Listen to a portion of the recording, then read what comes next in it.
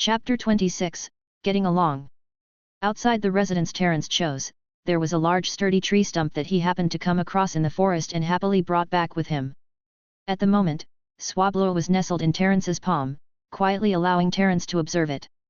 To train a Pokémon, understanding is the first step for both trainers and breeders. They must have a clear understanding of their Pokémon's future role and growth. Once Swablu grows up, relying solely on the move Peck to conquer the world is not feasible. Peck is at best a catalyst for Swablu's development at the moment and a transitional move during the process of enhancing its current strength. It is destined to be phased out for Swablu in future. Before that, Terence consulted a lot of information about Swablu. Currently, newly hatched Swablu only knows a few moves it can successfully use. Peck, Growl, and Feather Dance. Like most newly hatched Pokémon, the repertoire of moves is pathetically limited. Therefore, for now, Terence can only begin training with the move Peck. Prior to that, Terence helped Swablu with flight training. As a Pokémon capable of flying, it must quickly become proficient in flying. Although it will become instinctual as Swablu grows, time is of the essence now, so Terence has no choice but to make it one of the main tasks. Additionally, physical training is also essential. This training plays a crucial role for the majority of Pokémon and cannot be neglected. Currently, Swablu has just hatched, and the best form of physical training for it is to continuously flap its wings and fly around, which will greatly aid in its growth. Furthermore, as for the training of the move Peck, the large tree stump that Terence brought back was for this purpose. In the beginning, Swablu's fledgling beak could only leave a small white mark on the stump, lacking any destructive power. However, with continued use, the glow emanating from its beak gradually strengthened, giving Terence hope. Swablu truly did not disappoint Master Victor, who gave its potential excellent evaluation. After using the simple move Peck a dozen or so times, noticeable progress could already be seen. Although it was still far from being able to use it flawlessly, it indirectly indicates that Swablu's rate of improvement is quite good. After training for a certain period of time, Swablu needs to replenish its nutrition in order to keep up with this rapid pace of progress. No need to be anxious. Relax and carefully feel the changes in energy, Terence reassured Swablu, who looked at him with a wronged expression after failing to successfully use the move Peck and crashing into the tree stump. Because Swablu had only recently hatched and couldn't endure high-intensity training, Terence stopped the training after it made some progress. It was still the first day of Swablu's training, and although time was limited, he shouldn't put too much load on its body. Apart from training, Terence would also have heart-to-heart conversations with Swablu. Lying on the ground, gazing at the blue sky, Swablu was perched on Terence's body.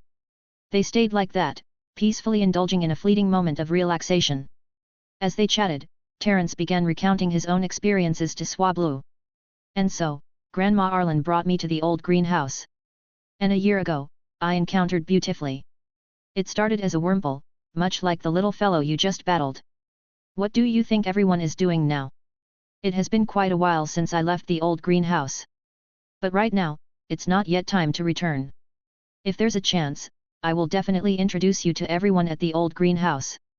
Terence recounted his experiences to Swablu, sharing every detail, with Swablu earnestly listening.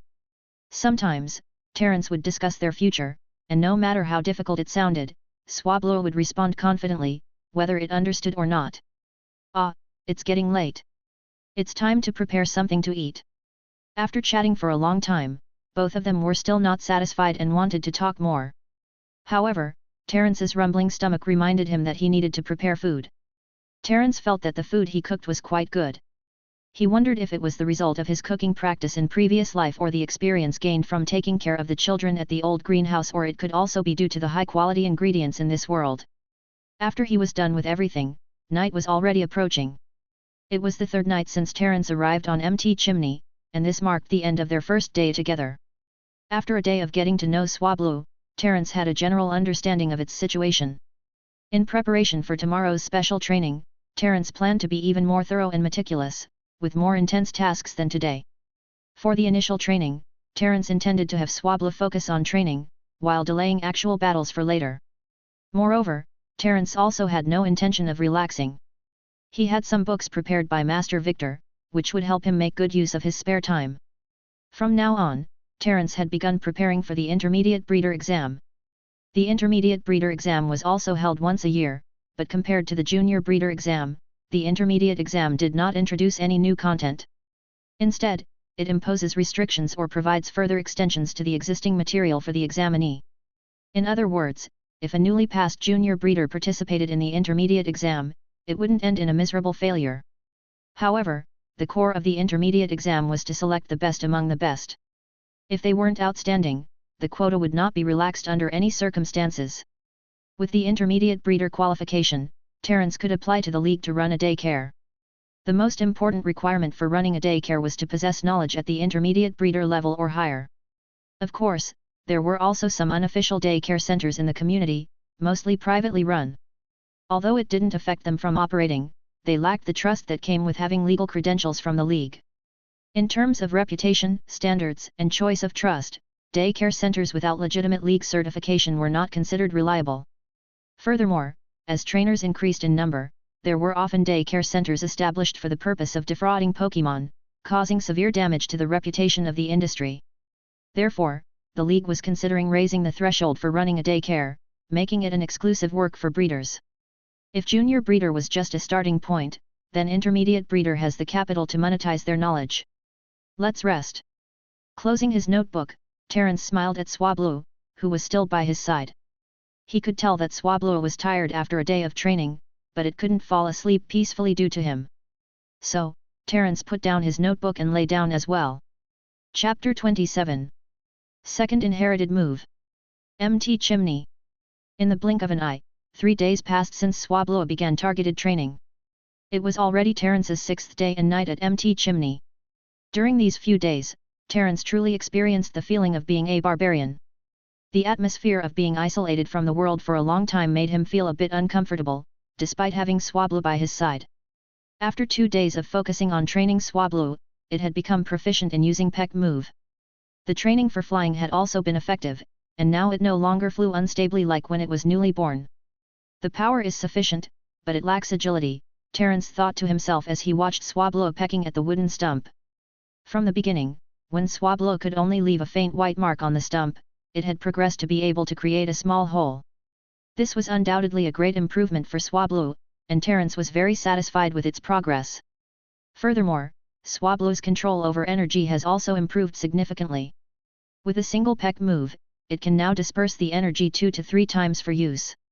Although the power may be relatively weaker, Terence can see the embryonic form of the Fury Attack move from it. He believed that with some more training, Swablu would grasp it even better. Apart from that, these were not the most significant achievements in these 2 days. What surprised Terence the most was that Swablu spontaneously comprehended, or one could say, awakened its second inherited move agility. Without a doubt, this move should also have been inherited from Master Victor's Pidgeot. 1 day ago, Swablu accompanied Terence to gather food.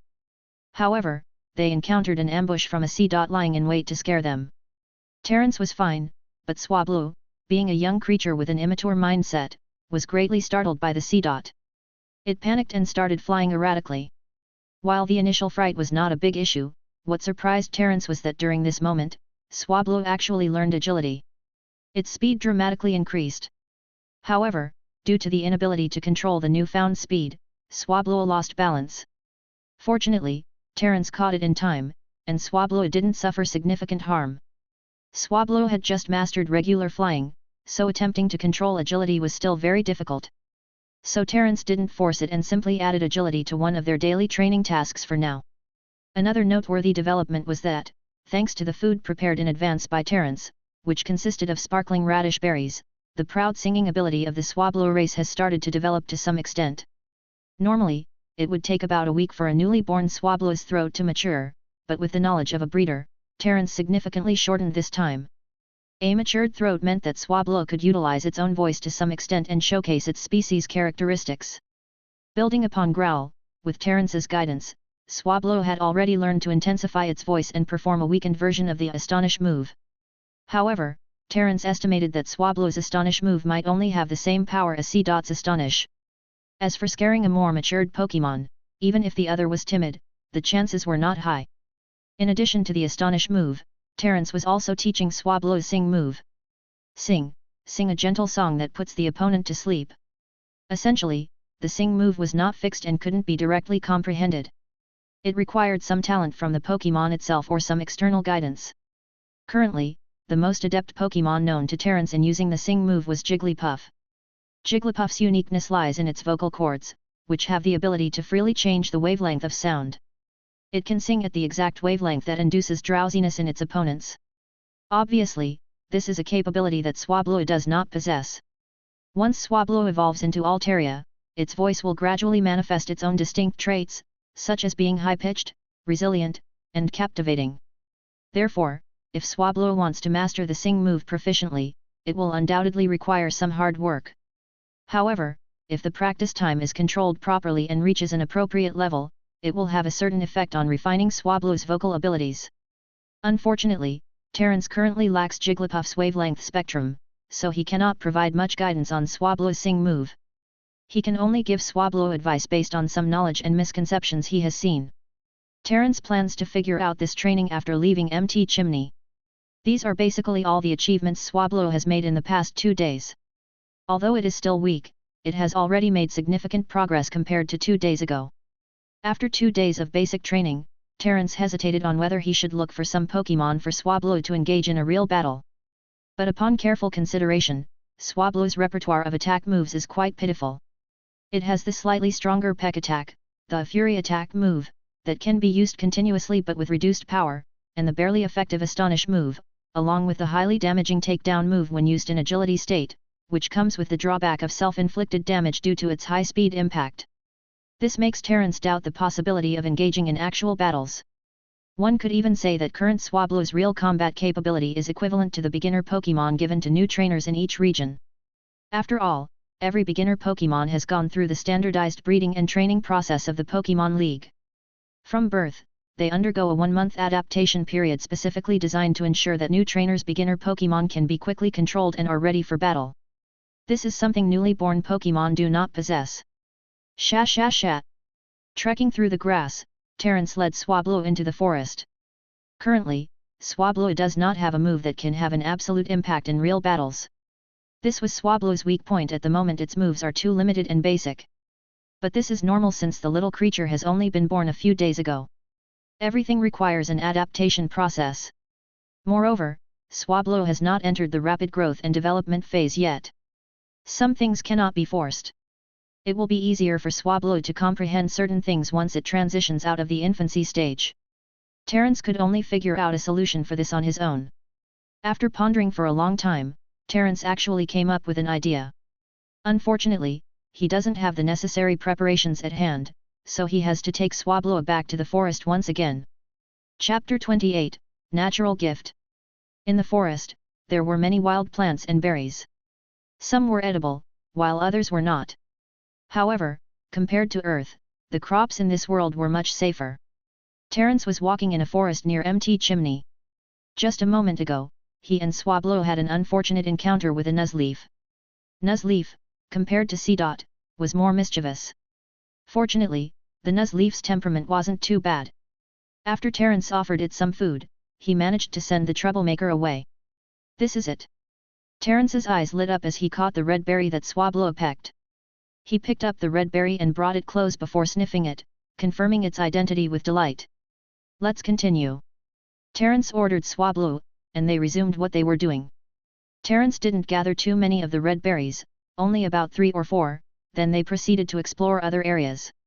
Terrance's goal wasn't just the Ixa berry, he needed more useful berries. The more, the better. Terrance hadn't paid much attention to the types of berries in this area before, so he needed to confirm them again. Is this the bitter berry? Unfortunately, it's not very useful. Terrance shook his head upon encountering another type of berry. To be honest, in undeveloped wilderness like this, although there were many types of berries in the forest, their distribution was chaotic. It was rare for Terrance to find suitable ones. After some effort, Terrance managed to gather 4 Ixa berries, 3 Pasho berries, 3 Lum berries, and 2 Agwaf berries. He carefully placed the 12 berries in his backpack, treating them like precious treasures. Satisfied, Terrance returned happily. Perhaps there was more of what Terrance needed in the forest around MT Chimney. However, in this particular area, he had only found these berries. Moreover, he hadn't picked them all, and left some behind. Terence noted their locations so that he could return for them when needed. The most important part of the Exaberry is its core, and the pulp is second. The core contains rich fire elements. If you want to learn fire-type moves, it's a good choice to utilize the core. However, our goal is not to make you learn a fire-type move but to help you unleash all the energy of this berry core in a one-time explosion. Terence explained to Swablu while grinding the core of the Exaberry.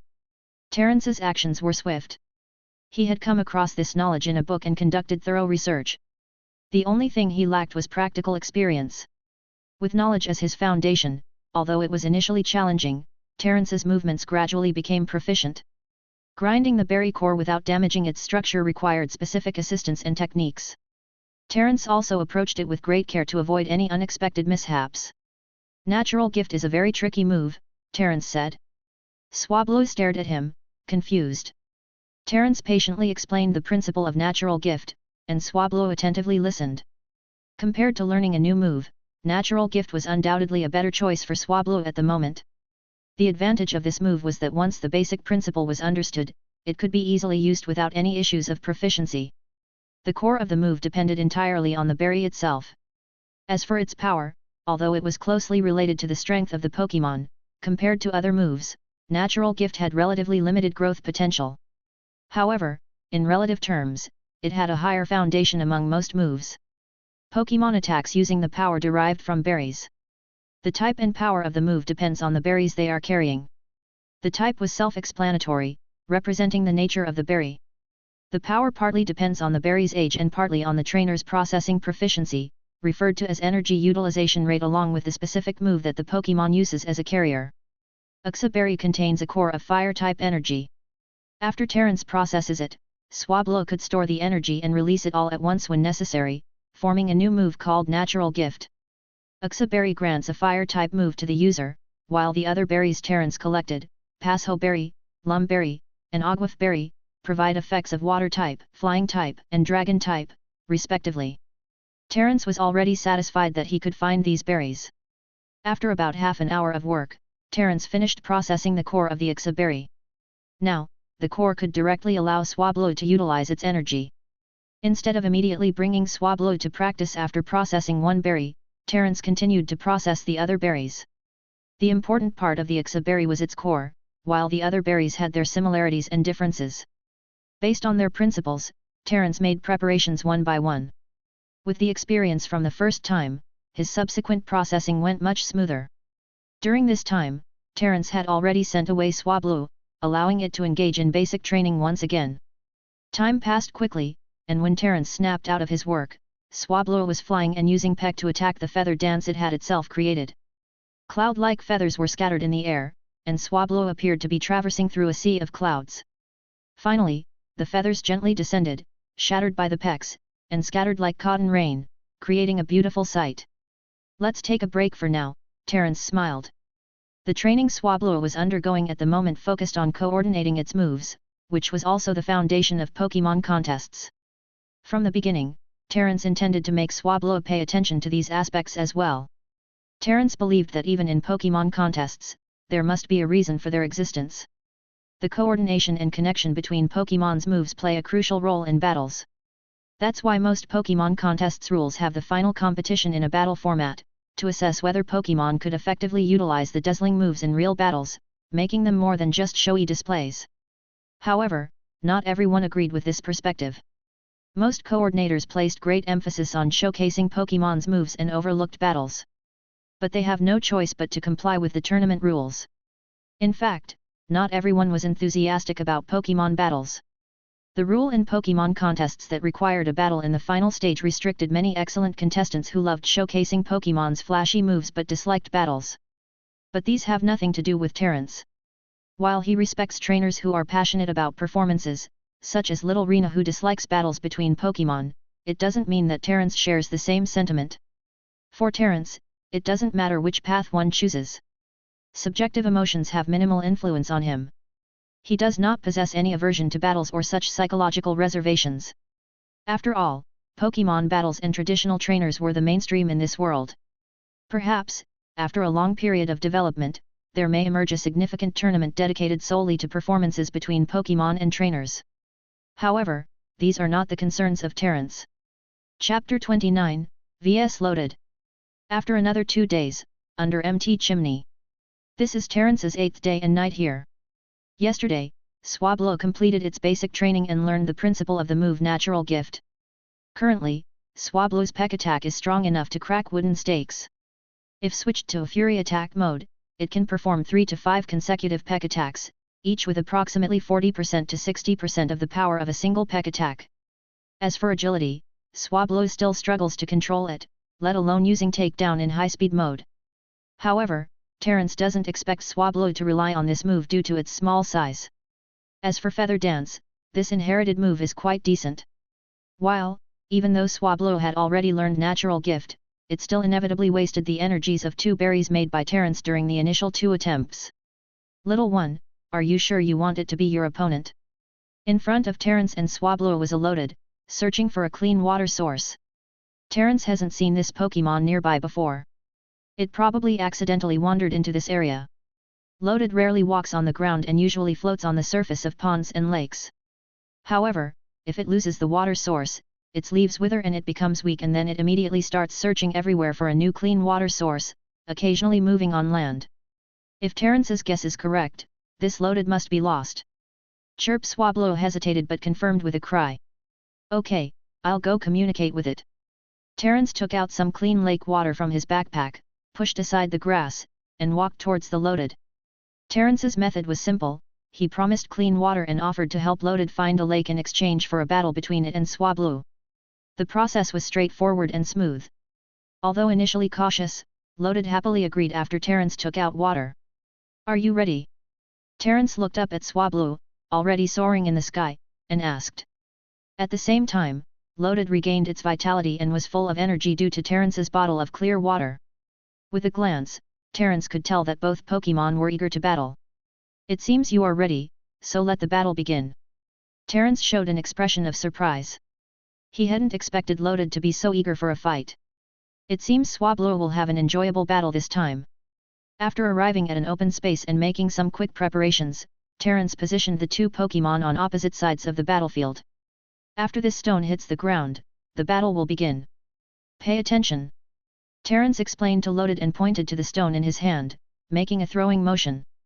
Once Loaded understood and nodded, Terence stepped aside and threw the stone into the air.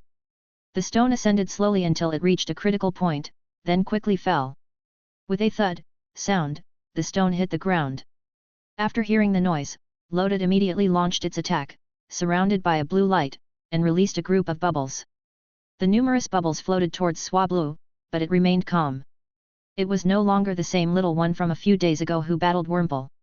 Watching the bubbles calmly, this was the first lesson Terence taught Swablu: to remain calm in times of danger, trust the trainer, and await their commands. Swablu executed it perfectly. It didn't actively dodge or attack the incoming bubbles. Swablu knew that it was battling as Terence's Pokémon, not fighting alone. So, it was patiently waiting for Terence's command. The 3 main factors that determine the outcome of a Pokémon battle are the trainer's command, the Pokémon's strength, and external factors. For now, Terence ignored the external factors. The command is the trainer's responsibility, while the Pokémon's strength not only includes its surface power but also encompasses many aspects such as battle awareness, judgment, and reaction. During battles, trainers may face special circumstances that could affect their decision-making, resulting in delayed commands and other errors. This is when the Pokémon's own judgment of the battle situation comes into play. There are Pokémon that simply wait for the trainer's command, and there are others that possess their own subjective battle awareness but still follow the trainer's commands. They approach the battle from both within and outside the situation, understanding the trainer's intentions in an instant or even beforehand, executing them perfectly, achieving a true synchronization of hearts with the trainer. In that moment, the strong and weak are determined instantly. Terence hopes to train Swablu into a Pokémon that trusts his commands while also possessing rich battle awareness.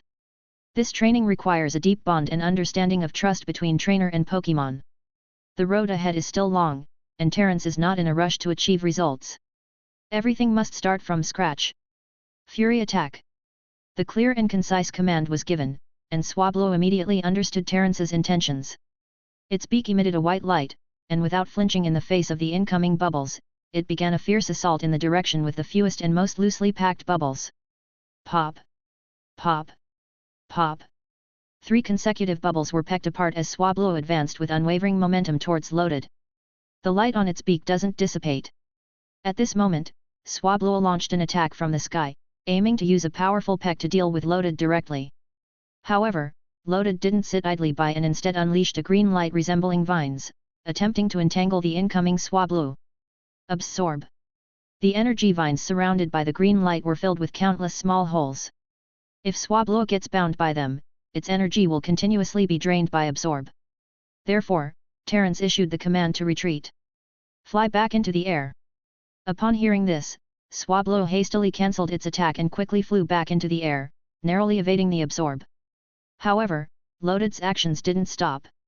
From the way Loaded smoothly transitioned between its moves, Terence realized that the Loaded, unlike Swablu, has at least some battle experience. Pu. With even greater force than before, Loaded blew out a multitude of bubbles, all converging towards Swablu in a remarkably organized manner. It was Bubble Beam, an advanced move that could be seen as the pinnacle of Loaded's mastery over Bubble.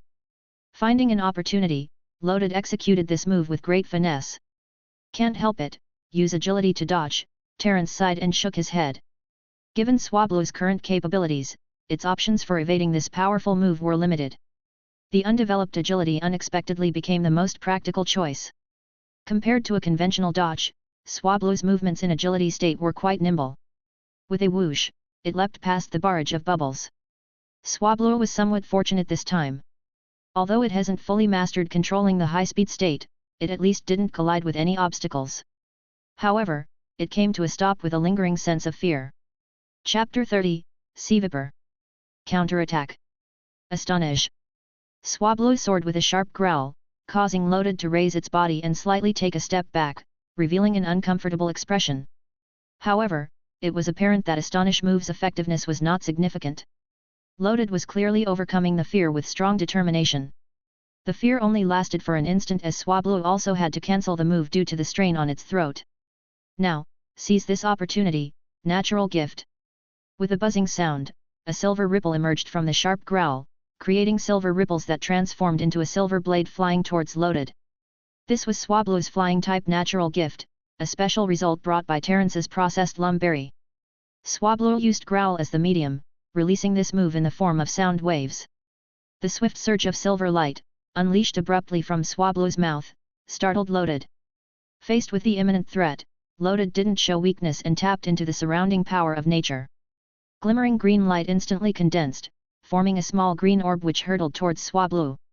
Harnessing the power of nature, this technique was akin to natural gift, albeit even more simple, swift, and efficient. It was a pity that Swablu couldn't learn this move. The battle was taking place in an area surrounded by lush grass and abundant trees. In some spots, dense patches of vegetation grew. In such an environment, Loaded effortlessly tapped into the energy of the plants and foliage. Though relatively weak, it could indeed cause damage. The collision between the small green orb and the silver blade resulted in a faint explosive sound, accompanied by a recoil force that sent both little creatures flying. Swablu, caught in the incoming airflow, lost its stability and was blown into the air, looking quite disheveled. Loaded also wasn't as lucky. Since it had used the move late, most of the energy unleashed by the collision exploded near Loaded, and the recoil force pushed the small Loaded away. Seeing this scene, Terence was ready with a potion. The battle had reached this point, and it was time for him to intervene and help the Pokémon overcome the aftermath of the fight. Swablu, Loaded, are you okay? Terence hurriedly approached and checked on the 2 Pokémon.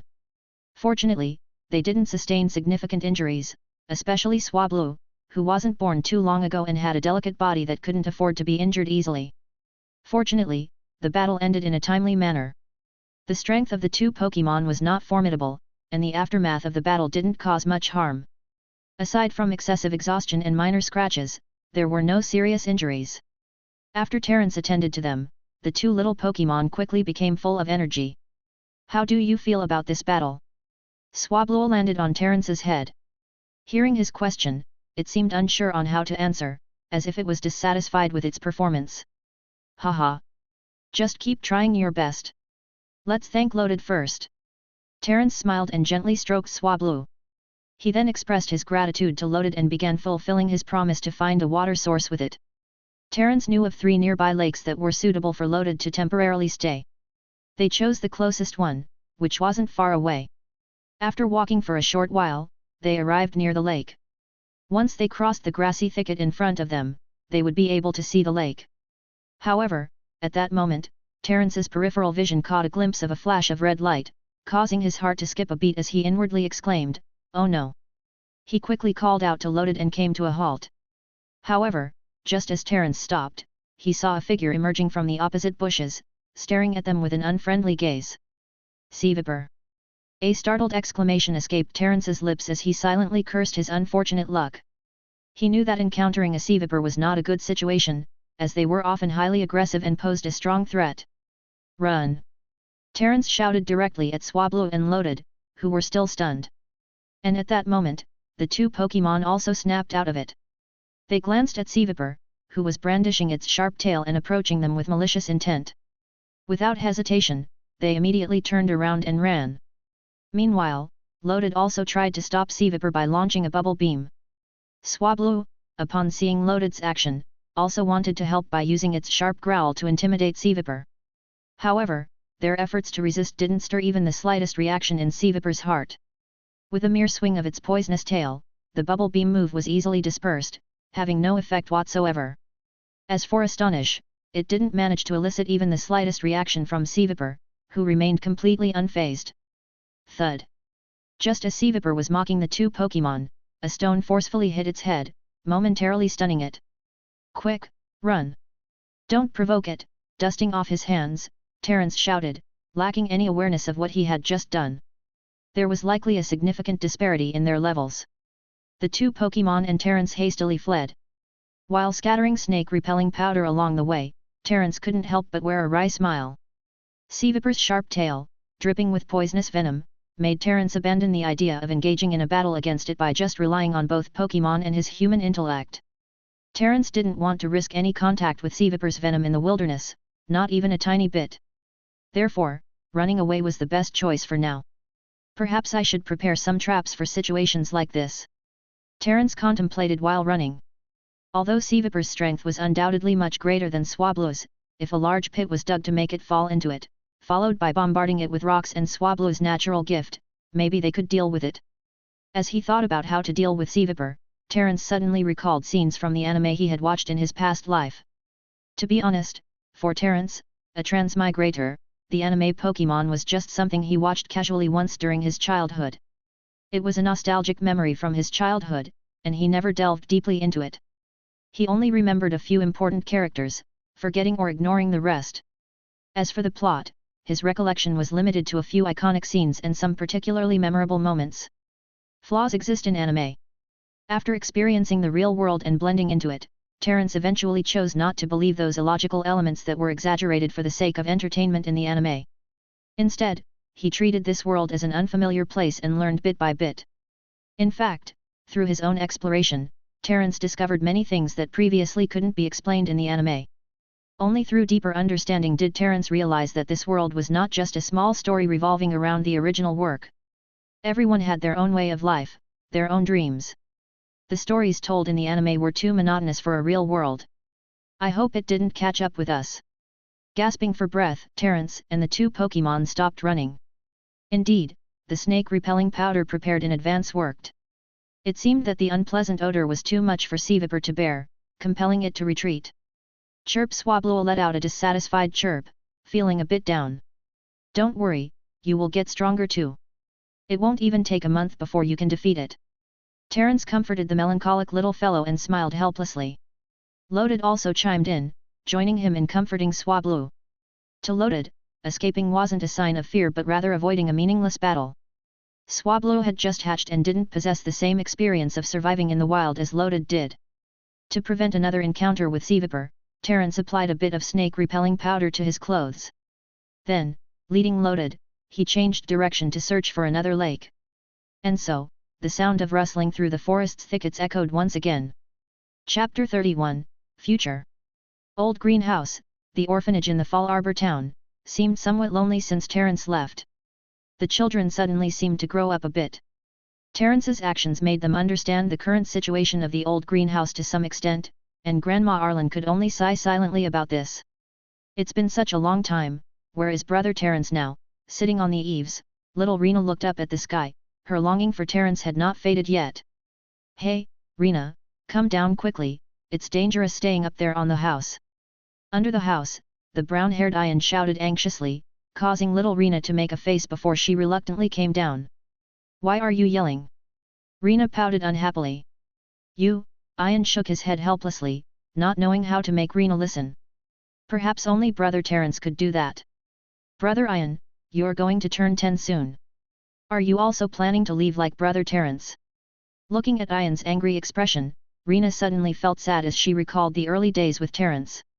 Well, Rena's question caught Ian off guard, leaving him at a loss for words. Apart from Terence, Ian was the oldest among the children at Old Greenhouse, and he could somewhat understand Terence's actions. However, he lacked the confidence to venture outside like Terence. Is it really that easy? I don't even have a Pokémon.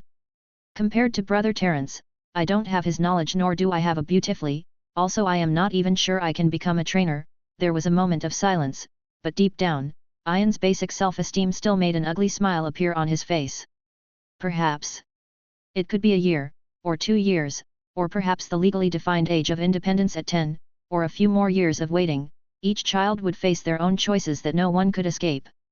Ian, who admired Terence, the simple-minded Taiga who wanted to taste delicacies from various places, Chisana who aspired to be a coordinator, Scarlet who wanted to inherit Old Greenhouse, Maya who wished to become a big star, and Rena, whose dream is to become an investigator who apprehends bad people who harms Pokémon. Everyone had their own pursuits, but factors such as their origins and upbringing limited them to the Old Greenhouse, forcing them to face reality helplessly. I really envy Terence, Ian sighed in his heart, gazing outside Old Greenhouse. In another direction, Slateport City. Inside a luxurious building. Master Victor stroked his beard, and opened the communication device as he had received a message from June Joy. Have you made the decision, little girl? Master Victor smiled. He knew that his student was unwilling to follow the path of most people in the family.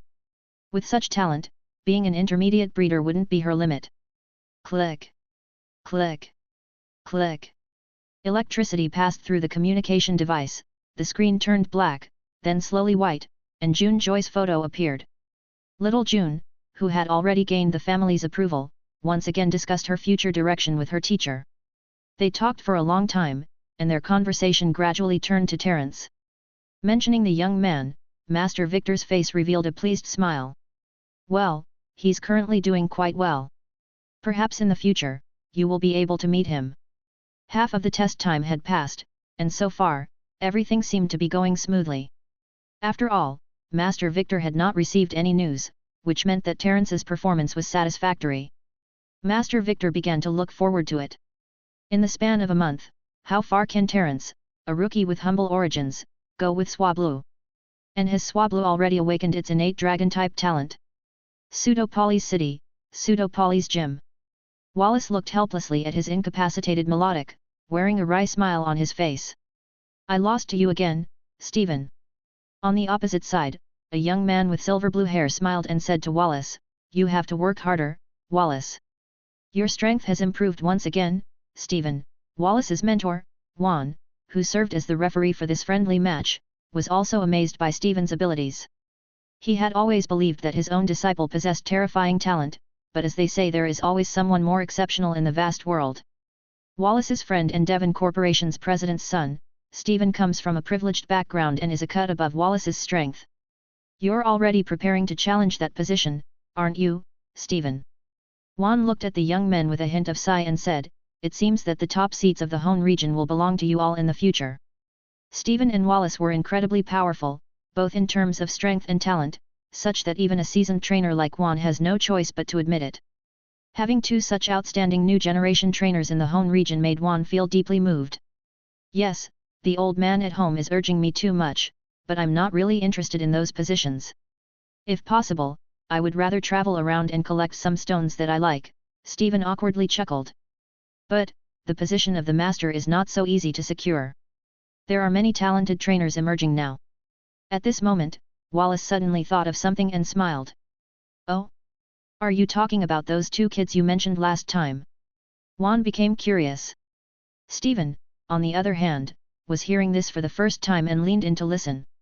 Yes, successfully passing the junior breeder exam at the age of 10, and from my investigation, it turns out that one of them is an orphan. You know how difficult the junior breeder exam is. For someone who has just reached this age to become a rookie trainer, it is incredibly difficult. Wallace chuckled. He had made significant preparations to tackle the junior breeder exam. Although it was a spur-of-the-moment decision based on Stephen's suggestion, the biggest credit goes to his years of exposure in an excellent educational environment. Stephen was taken aback. 10 years old? That's truly remarkable.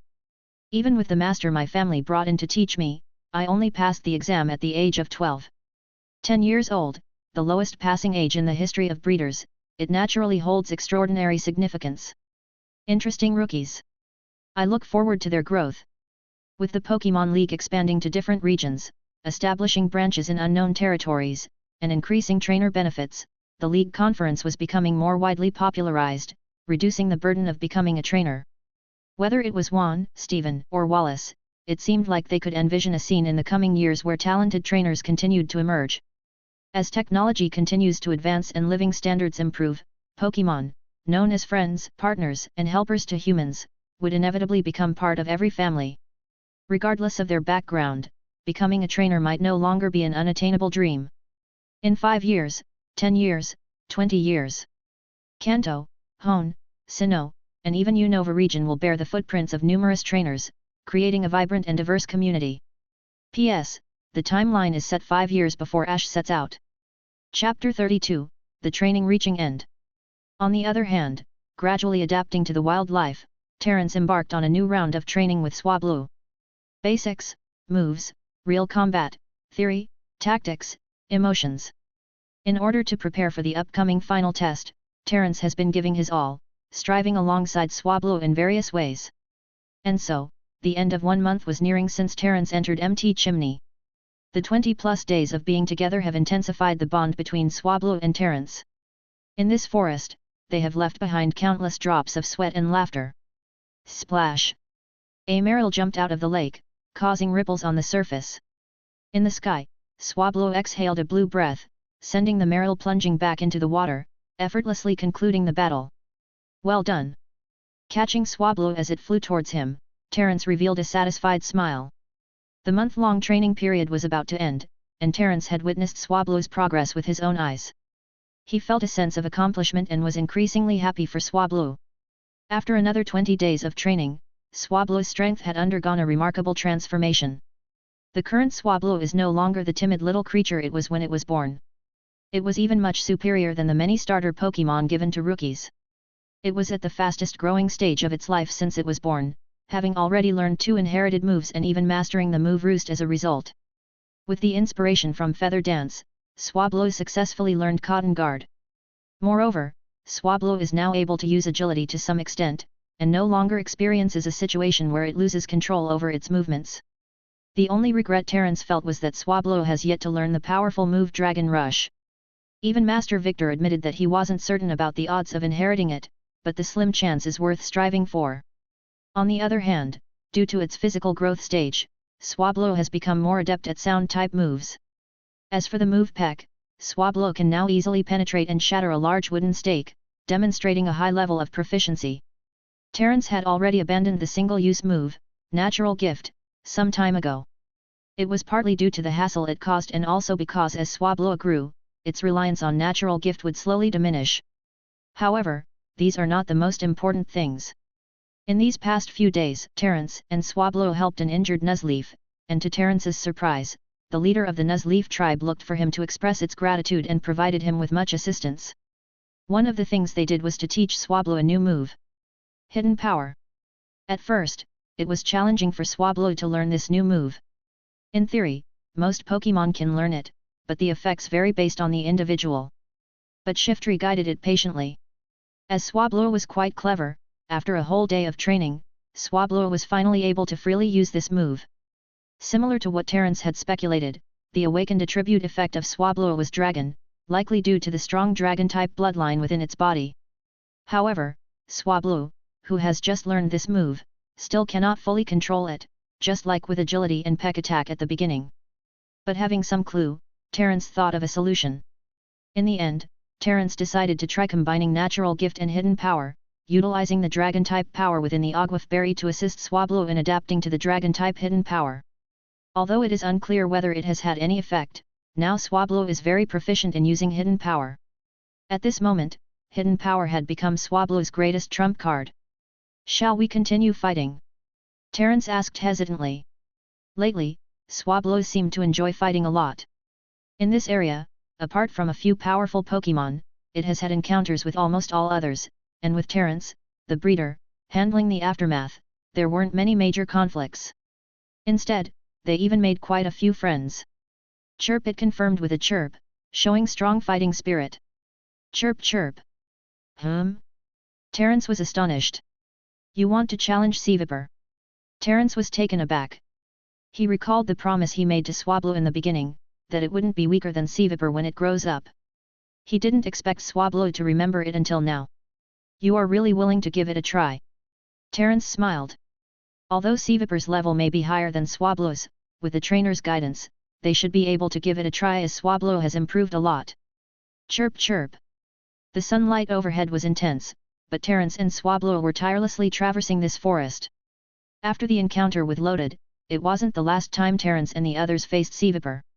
In this forest, it was inevitable to come across various Pokémon, but when encountering Pokémon like Seevipper, they mostly chose to avoid them. There have been a few occasions where they witnessed battles between Seevipper and its arch-rival, Zangoose, in different locations. But if there's one thing that left Terence feeling helpless, it would be the battle between Swablu and Guedud on MT Chimney. At that time, Swablu didn't know hidden power, and its only remaining move, natural gift, had little effect on Guedud. In the end, Swablu and Terence had no choice but to abandon the battle and run away dejectedly. With the test coming to an end, Swablu was looking forward to battling Seevipper, and Terence also doesn't want to leave behind any regrets. So, after returning to their residence and making some preparations, Terence took some medicines he had made himself and prepared for a full-on battle against Seevipper. Let's go! Fully armed, Terence and Swablu embark on their journey to find Seevipper. Seevipper's whereabouts were unpredictable, but Terence and the others had been active in this area frequently and have had a few encounters with it, gaining some understanding of Seevipper's favorite locations. There was still plenty of time until sunset, giving them enough time to search for Seevipper. Although they need to be cautious while walking through the forest, Swablu and Terence have gained some confidence in facing danger. 2 hours later. Rustle, rustle. Rustle, rustle. The sound of rustling grass reached Terence's ears, and a long figure immediately caught their attention. Found you, Seevipper. 2 hours is not a short time, and they are somewhat tired from searching. However, upon seeing Seevipper, they immediately become energized. Hiss. Seevipper narrowed its eyes menacingly, not understanding why they weren't fleeing this time. Fighting against Seevipper is not as troublesome as battling other Pokémon. Terence hadn't even requested a battle, yet Seevipper had already assumed an attacking stance. Terence stepped back, leaving the stage to Swablu. Author note: since this is a fanfic, it will intersect with the original work's storyline. Moreover, this story follows the XY/Z storyline, so feel free to enjoy reading it. Chapter 33. Go, Swablu! Let me see your progress. Seevipper, the Fang Snake Pokémon, has a very aggressive personality. Seeing the tiny Swablu wanting to battle him, Seevipper immediately opened its large mouth in rage and went for a bite. Its sharp fangs glistened with red light, and the razor-sharp tail blade grinned against the rock, emitting a hint of ferociousness. From its appearance, it can be seen that it is far from being a gentle creature. Dodge! And be careful of its tail. The blade-shaped tail that can secrete deadly poison is Seevipper's best weapon, and its agile and sharp tail is its best weapon against Zangoose. Shay! Seevipper missed its target Swablu and became even more angry. An ear-piercing screech erupted out from its mouth, causing Terence to cover his ears. However, using sound against Swablu was a mistake on Seevipper's part. Under Terence's command, Swablu countered with a sound that was just as loud, if not louder, effectively overpowering the screech. Agility, peck attack. White light emanated from Swablu as it skillfully avoided Seevipper's wild swing of its poisonous tail. At the same time, it pecked forcefully at Seevipper's head, causing it to cry out in pain. Taking advantage of this opportunity, Terence continued shouting, "Fury attack!" Swablu's small and agile body became its greatest asset in the battle against Seavipar. The enraged Seavipar, having been struck by Peck attack, spat out haze, obscuring Terence and Swablu's vision. Haze, Terence, wanting to see the current situation, helplessly gave the command, "Fly higher." Hoo! Swablu's light blue body emerged from the haze and soared into the sky, gaining a slight advantage. However, shortly after Swablu took flight, a stream of venom followed closely from the haze. If Terence hadn't been observing the situation inside haze, the venom would have hit Swablu in mid-flight. Swablu, while in the air, use hidden power. Attack haze with all your might. Upon hearing the command, Swablu immediately spat out a blue aura, striking directly at the haze and causing a ripple effect that dispersed it. However, inside the haze, Seavipar seemed unaffected. Without wasting any more time to think, Terence immediately ordered the combination of Cotton Guard and Feather Dance to hinder Seavipar. Faced with the swarming white cotton feathers, Seavipar became even more irritated. As Seavipar appeared to be trapped by the feathers, Terence's eyes lit up, and he continued instructing, "Use hidden power again." Swablu timed its moves accurately. Ignoring the feathers entangling Seavipar, Swablu's blue-purple hidden power struck directly at Seavipar's head, yielding excellent results. Watching Seavipar's dazed expression, Swablu immediately let out a joyful cry, as if cheering for its own victory. However, just then, Seavipar shook its head and emitted an even more furious growl. Its crimson eyes, filled with anger, glared at Swablu, catching the unsuspecting Swablu, still immersed in joy, off guard. Paralysis. Swablu's body went limp, and it lost balance and slowly fell from the sky. This is glare. Terence's heart skipped a beat as he witnessed the scene, realizing his carelessness. The battle was far from over, but Swablu had relaxed prematurely and was struck by the opponent's move. This Seavipar. Glare. Are you okay, Swablu? Terence hurriedly ran over, scooping Swablu up in his arms while reaching for paralyze heal medicine. Chirp chirp. Swablu let out a gentle cry, and Terence could tell that Swablu was not in a good condition at the moment. The paralysis caused by glare had a significant impact on the young Swablu. Found it! Terence exclaimed with joy as he retrieved a bottle of medicine. He immediately administered it to Swablu, and only when he saw Swablu's expression easing did he breathe a sigh of relief. However, at that moment, a dark shadow crawled up behind Terence, emitting a hissing sound. Terence turned around and saw Seavipar with its mouth wide open, staring directly at him. Bang! Seavipar's thick tail swung towards Terence, sending him flying. The intense pain made Terence groan, but in order to protect Swablu, he quickly shielded it in his arms, flipped his body, and slid a long distance along the ground on his back. Are you okay, Swablu? The pain caused a noticeable change in Terence's expression. As he watched Seavipar approaching again, Terence clenched his teeth and said, "Swablu, try your best to fly up." Swablu hadn't fully recovered from the paralysis yet, so now was not a good time to face Seavipar. On the other side, Seavipar showed no signs of stopping and continued to glare ferociously at them, ready to launch another attack. Bang! A stream of venom flew towards them once again. Terence quickly rolled with Swablu, narrowly avoiding it. Chirp! At this moment, the numb sensation gradually subsided, and Swablu's consciousness became clearer. It also realized the danger they were in and broke free from Terence's embrace, taking flight.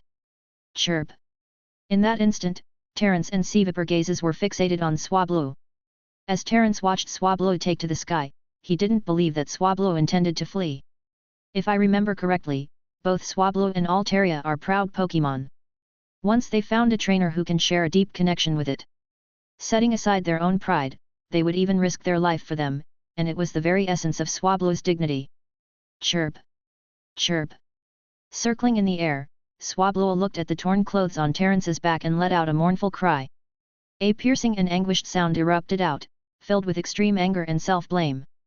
Chirp! Chirp! For the recently hatched Swablu, Terence had been like its parent, caring for it in every way. But now, Terence, in order to protect it, fled in a sorry state, enduring attacks. Though the battles have nothing to do with a trainer, Terence had been dragged into it due to his own negligence. Chirp! The residual numb sensation in its nerves only fueled the raging fire within Swablu's heart. The moment Seavipar attacked Terence, it directly touched upon the taboo in Swablu's heart. It wanted to make up for its carelessness. "You've recovered, Swablu," Terence stood up calmly, sensing Swablu's emotions as a trainer. At this moment, what he needed to do was to join Swablu in reclaiming their dignity. However, everything that happened next was beyond Terence's imagination. Swablu's condition seemed somewhat peculiar. At this moment, Swablu's consciousness still appeared to be partially clouded. Mixed with angry cries, it resembled a volcano about to erupt. "This is..."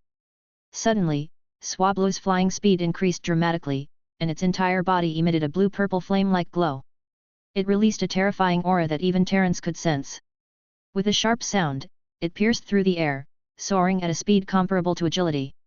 Simultaneously, the blue-purple flames surged throughout its body. Similar to Takedown, this move, Terence hadn't considered important due to Swablu's small size before. However, at this moment, the flames propelled Swablu's flight, imbued with killing intent that merged with Swablu's conviction. Witnessing this scene, Terence was stunned, shouting out in astonishment. "Dragon Rush!" Chapter 34. Dragon Rush. As the name of this move escaped his lips, Terence suddenly felt his mouth go dry. Has it finally comprehended it? At this moment, the tiny Swablu had transformed into a blue-purple streak of light, exuding a terrifying aura. The rustling of the grass, stirred by the surging airflow, could be heard faintly. Yet, even so, this scene seemed frozen in Terence's eyes. Bang! With a deafening rumbling sound, a massive dust cloud rose, instantly snapping Terence back to reality. Swablu! Terence hurriedly ran forward, searching for Swablu. But when he clearly saw the situation before him, Terence gasped and wore an expression of disbelief. Did Swablu do this?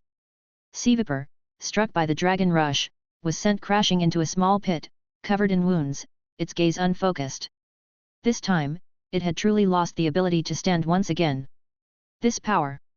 As Terence was amazed by the destructive power of Dragon Rush, he certainly didn't forget that Swablu was born not long ago. Perhaps this move isn't the most powerful, but for a little fellow who's less than a month old, it's simply an unimaginably heavy-hitting move. Master Victor's premonition seems to have come true. Watching Seevipper fall into a small pit, suddenly, Terence remembered that he still had something important to do. It wasn't the time to daydream. Swablu! Swablu attacked Seevipper with such tremendous force, so how is Swablu? Terence anxiously called out to Swablu again. Lingering near the pit, Terence leaped over Seevipper and, disregarding the pain in his body and hands, continued to dig the small mound with his bare hands. Swoosh swoosh! When he pushed aside the mound, he saw Swablu plunged headfirst into the mound under the enormous force of momentum. Seeing the unconscious Swablu, Terence quickly retrieved his backpack and searched for any emergency medicine. Although Dragon Rush has great power, for the current Swablu, it's just as harmful as Takedown is to its body, the extent of which is immeasurable. Slowly feeding Swablu the pulp juice of Oran berry, Terence also took out potions, vitamins, and other medicines. Although Swablu awakened the Dragon Rush that he had been waiting for long, Terence now couldn't find joy in it. For a trainer stranded in the wilderness, injuries that impede mobility are the most fatal. Just like the Swablu in front of him. Even after using various emergency medicines, there was still no sign of improvement. Terence's heart sank. Being a trainer is not as simple as I imagined. In Pokémon battles, if all uncontrollable factors are not fully considered, it's solely the trainer's fault. The overexertion is too severe, and it's difficult to recover in a short time with just medicines. SHH SHH SHH SHH SHH SHH. And at this moment, a familiar sound came from the bushes, making Terence's already sinking heart tense up again. Slowly turning his head, Terence saw another Seevipper crawling towards them with an aggressive and unfriendly gaze. This immediately calmed him down and sharpened his focus. Did it come here attracted by the noise? In the bushes, Seevipper's sharp tail swung with a deadly threat, causing Terence's pupils to contract. He quickly picked up Swablu. Now that Swablu had lost consciousness and another Seevipper was approaching, it was undoubtedly a death sentence for Terence. He had been in the empty chimney forest for a month, and not a single day had been as dangerous as today. Swablu's condition was highly unstable at the moment. If it suffered further damage, the situation would undoubtedly worsen. Thinking of this, Terence's mood became bitter. Escape was the only option Terence could think of now. As for Cerulean, who was pursuing relentlessly with a fierce gaze. Being a hunter, it seemed to become even more excited on seeing Terence escaping. Touching his pocket, Terence opened a small bottle with one hand, but seeing the small amount of residue left, his expression darkened and he immediately threw it on the ground. It's okay, in that direction, there's a trap I dug in advance. It was a trap made by Terence that could only be triggered by pulling a lever located on a tree trunk a little distance away. Given Terence and Cerulean's speed, there was a slim chance it could be used. However, upon arrival, Terence saw that the trap had already been destroyed by other Pokémon, and his heart sank to the bottom. The ample preparations he had originally made became incredibly useless in the unpredictable wilderness where anything could happen. He came to challenge Cerulean with full confidence but was met with a series of misfortunes that left him disheartened. Flap! In a moment of carelessness, Terence was tripped by a vine and fell down.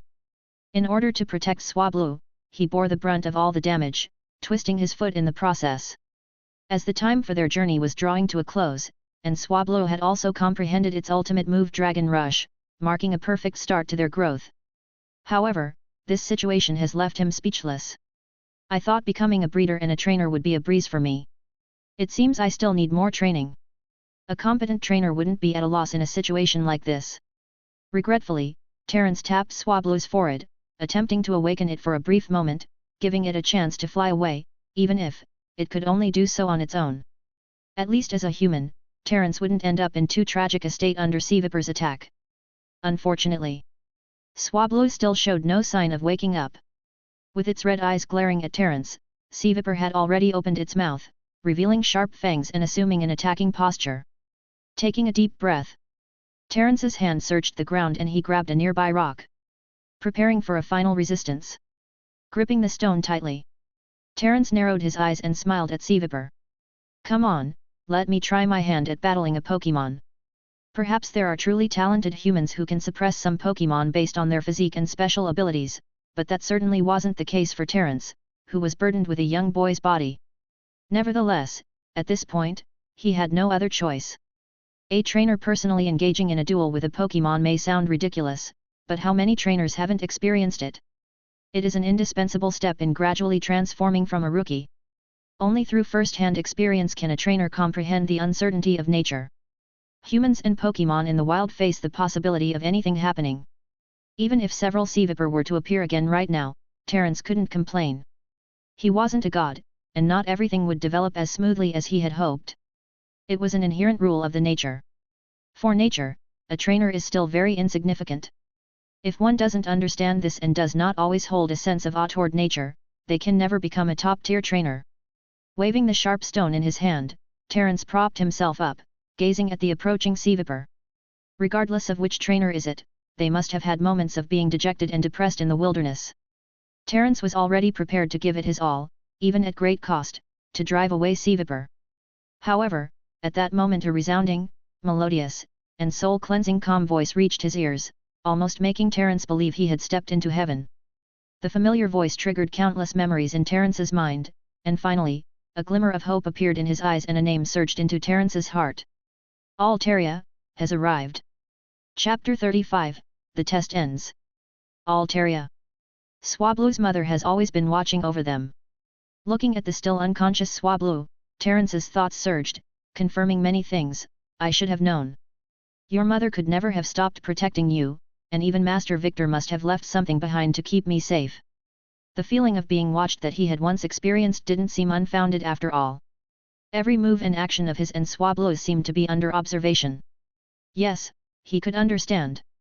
As a sense of relief washed over him, Terence snapped back to reality, only to find that Cerulean had been frozen solid by a blast of extreme ice, transforming into an ice sculpture, motionless before them. Ice beam? Raising his head, Terence looked at Altaria gracefully circling in the sky, the true ruler of MT Chimney. For a moment, he didn't know what to say. Looking at the unconscious Swablu, Terence had nothing to say at this point. In his eyes, all of this was his fault as a trainer. As a melodic voice resounded, Terence and the others seemed to be bathed in refresh, washing away all fatigue. The effects of the medicine gradually began to take effect. 5 minutes later, Swablu slowly opened its eyes and looked around in confusion at everything around it. Are you okay, Swablu? Terence asked immediately as Swablu regained consciousness. Upon seeing that Terence was unharmed, Swablu's inner turmoil seemed to gradually calm down. Letting out a soft cry, Swablu signaled to Terence not to worry. However, not long after, Swablu saw the graceful figure soaring in the sky. The palpable throbbing in its bloodline caused Swablu's gaze to lock onto it, rendering it somewhat dazed. The connection and resonance in the bloodline was clearer and more pronounced in Pokémon than in humans. Swablu looked at the figure in the sky with a muddled mind, feeling lost and unsure of what to do. It's your mother. Terence lowered his head slightly, looking at Swablu. She saved you, saved us. Swablu could naturally understand Terence's words, but all of this was difficult for it to accept all at once. After all, it had been living with Terence ever since it was born. An hour later. Following Altaria, Terence arrived at Mt. Chimney. Terence was somewhat worried at this moment, afraid that since he had failed to do his duty and put Swablu in danger, he wouldn't gain Altaria's approval. Chirp! Chirp! Seeing the worried Terence, Swablu softly chirped, comforting Terence instead. Let's go! With a bitter smile, Terence followed closely behind Altaria, slowly climbing Mt. Chimney. Thud! Thud! A stone fell. Watching this dangerous scene, Terence didn't dare to be careless and climbed carefully. Another hour later, Terence arrived at a secluded spot on the mountain peak. This is... The mountain peak was shrouded in mist and clouds, making it difficult to discern that it was a volcanic terrain. It was located in a remote area and resembled transplanted vegetation, grasslands, and enormous nests, giving Terence several illusions. Is this still Mt. Chimney? Altaria. The owner of this place had arrived early, waiting for Terence. It had been staying here for a long time. With tense eyes fixed on Altaria, Terence's heart couldn't help but thump rapidly. Terence had never anticipated this situation, caught completely off guard without any preparation.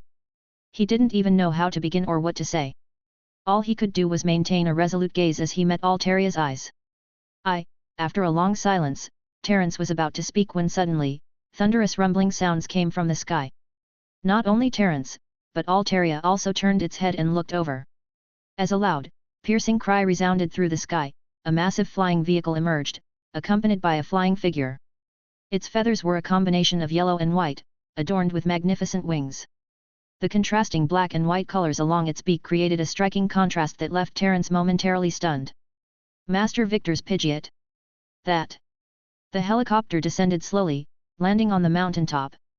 Master Victor slowly stepped out with a smile, while ripples suddenly emanated from the surrounding space. A Pokémon resembling a fox, with a spoon in its each hand and a brown and yellow body, appeared out of thin air before Terence and the others. It's been a while, Terence. And Altaria, your appearance signifies that the test is completely over, right? Alakazam has already informed me of the details through telepathy. So, what are your thoughts? Is the effort Terence and Swablu put together over the past month enough to gain your recognition? Master Victor rarely exhibited such authority as he stared directly at Altaria, waiting for its response. So, it was not just Altaria who was observing from the dark. It seems Master Victor's Alakazam has been by my side all along. But what about the test result? There's not much time left before the 1-month deadline, and now Altaria has appeared ahead of schedule due to an accident. Will this affect Altaria's recognition? Terence also cast a hopeful gaze towards Altaria. He was extremely nervous at this moment. The 1-month journey with Swablu had already fostered a deep emotional bond between them, something that couldn't be achieved by simply capturing a Pokémon by the roadside. Moreover, there was a trust that had been nurtured over time, which was an inherent advantage they shared.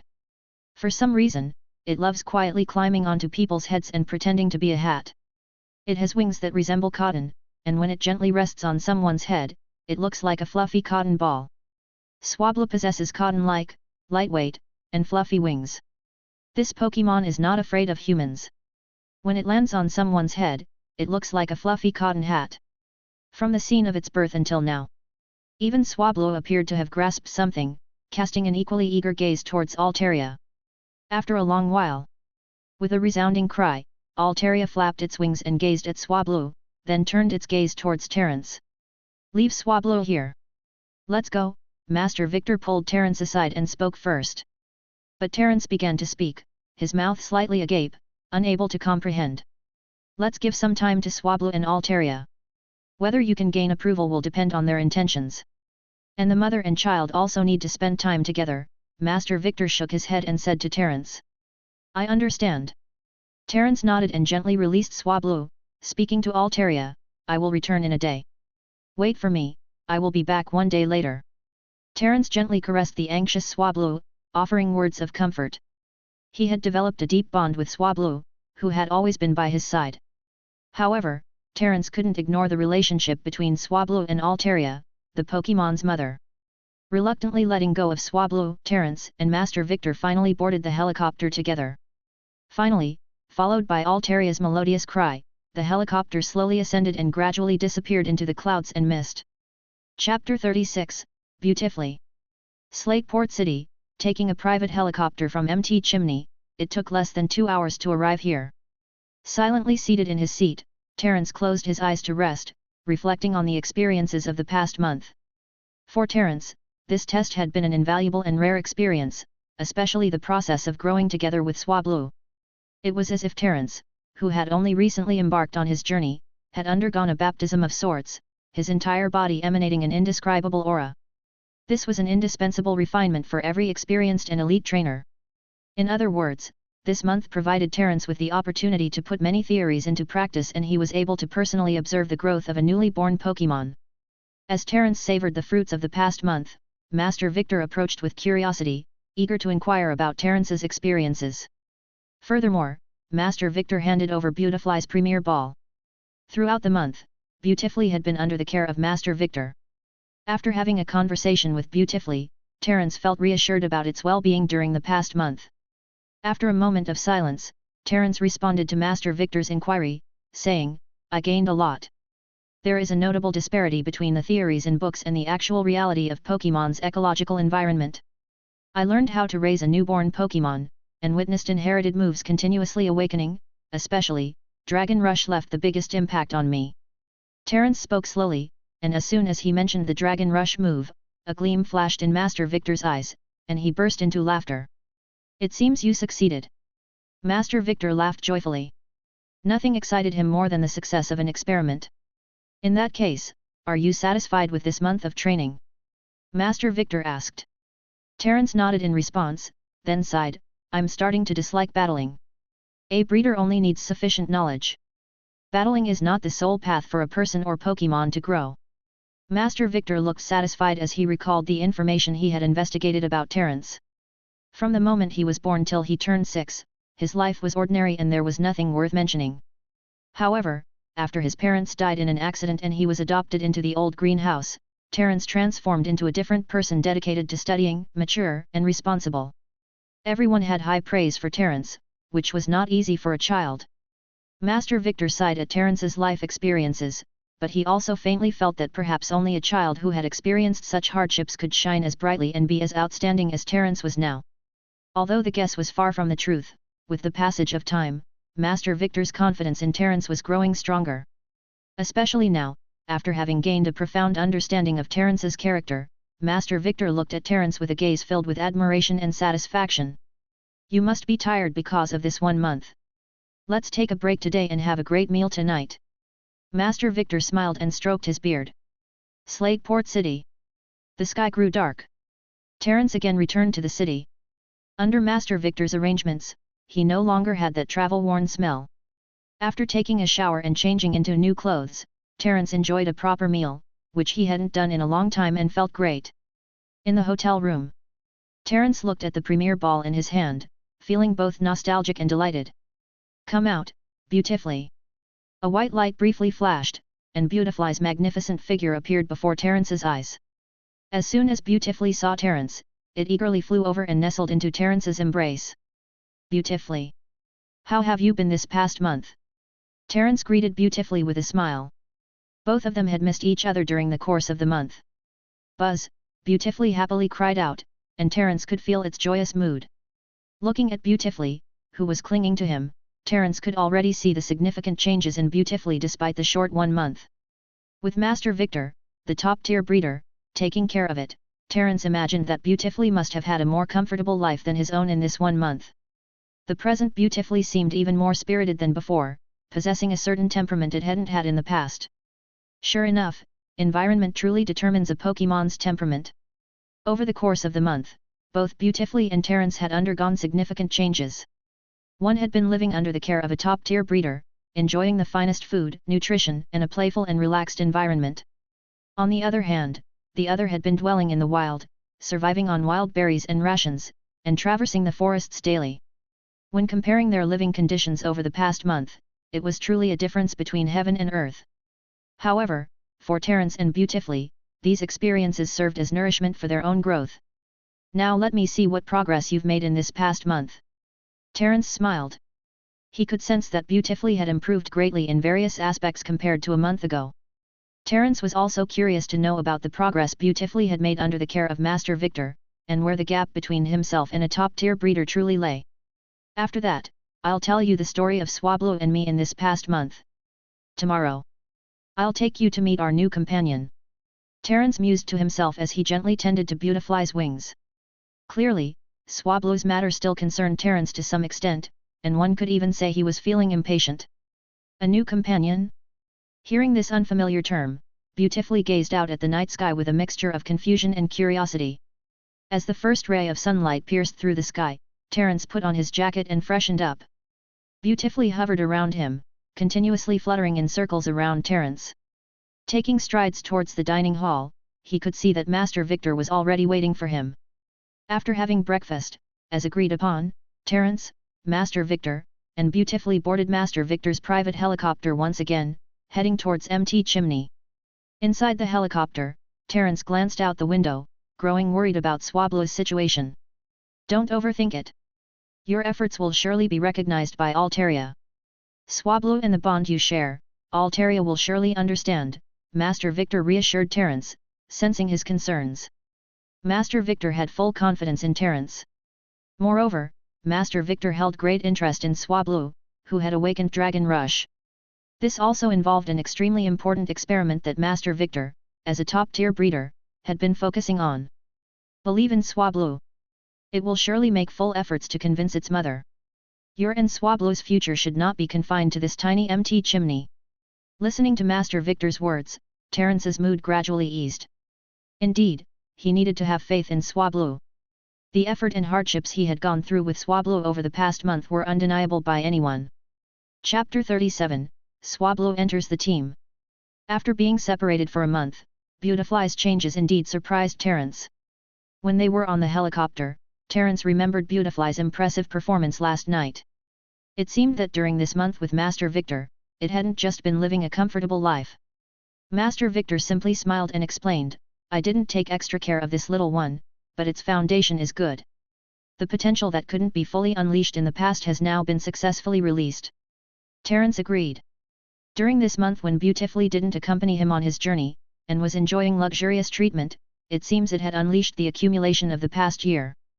Upon reflection, he realized that in the previous year, while raising Beautifully, he hadn't truly prioritized improving its strength. Instead, he focused on enhancing Beautifly's mastery of its moves, with Pokémon Contests as the ultimate goal. Therefore, Beautifly's strength theoretically wasn't outstanding. Its true excellence lies in its meticulous control of moves. Beautifully knows only a few attacking moves, such as Absorb, Silver Wind, and Electroabe. When accompanying Terence, Beautifully primarily relies on these moves. Additionally, it utilizes techniques like Gust and Tailwind to manipulate air currents. That's about it. In intense battles, Beautifully was far from competent. Of course, after a year of growth, even if it wasn't skilled in combat, Beautifully couldn't be compared to Swablu, who was born just a month ago. Even if Swablu has exceptional talent and has learned Dragon Rush, it still falls short. Well done, Terence praised Beautifully, pleasantly surprised. He hadn't expected that during this month, Beautifly's control over the wind had improved by another level, and it had learned Air Cutter. This little one has quite a high-level intelligence, Master Victor evaluated Beautifully. Today, the wind was strong, creating significant obstacles for the helicopter. As a result, its ascending speed decreased. Master Victor's personal pilot followed yesterday's route and slowly flew the helicopter above Mt. Chimney. It didn't take long for Terence to recognize the familiar surroundings. We're almost there, Terence said, his gaze looking through the window at the clouds and mist outside. Both Terence and Beautifully were filled with anticipation. Chirp! Suddenly, a piercing cry sounded from above, reaching the helicopter from a distance. Hearing that sound, Terence's face brightened. It was Swablu's cry. Swablu had come to welcome them. Goo! Beautifully turned around in confusion, following the sound to catch a glimpse of its new companion. Master Victor was sitting in his seat. As he heard the sound, he smiled knowingly. Swablu has come to meet you. It seems it has convinced Altaria. Congratulations, Terence, Master Victor said. Terence nodded, feeling excited. Thank you, Master Victor. I appreciate your care. Terence could see that Master Victor had intentionally nurtured him. Whether it was the spot at Crown Academy, this trial, or the secret protection from Alakazam, it all contained Master Victor's high expectations and belief in him.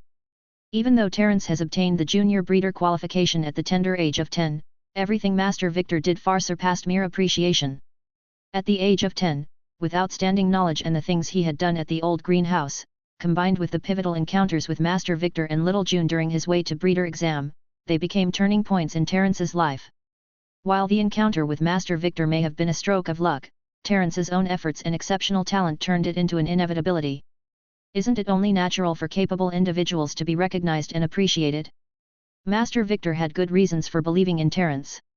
At his current status, ordinary fame and wealth were no longer as important. In Master Victor's eyes, only research and passing down knowledge remained significant. In his eyes, Terence had become an exceptionally capable successor. The helicopter slowly came to a halt, and Terence stepped out of the door. Outside, Swablu flew towards him and landed directly on his head, settling down steadily.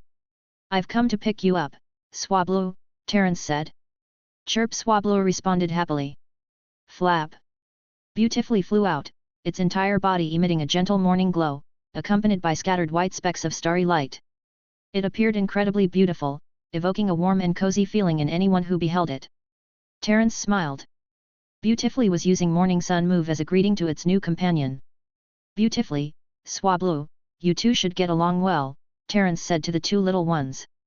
Over the past month, in his conversations with Swablu, he naturally mentioned his first partner, Beautifully. Therefore, Swablu was aware of Beautifully's existence to some extent. Swablu looked up at the white specks of light and emitted a soft chirp. Then, it leaped into the air, flapping its wings and creating clusters of fluffy cotton feathers. These feathers seamlessly merged with the light specks, emitting a soothing play of light and shadows. They drifted gently in all directions, resembling fireflies floating through the air. In response to Beautifly's friendly greeting, Swablu reciprocated with a reply of its own. As Terence and Master Victor, who had just stepped out of the helicopter, looked at the two special little fellows, they both smiled knowingly. Chirp! Swablu! Terence felt the movement on his head. Swablu returned to rest on Terence's head, emitting a soft series of calls, conveying a message that made Terence's heart skip a beat. I understand. Altaria wanted to see them. Terence calmed down. Swablu wanted to leave with him, but it seems that Altaria, as a mother, still couldn't let go, which puzzled Terence. Sometimes, he wonders if it was truly the right choice for humans to capture Pokémon. Chirp! Swablu flapped its wings, waking him from his thoughts.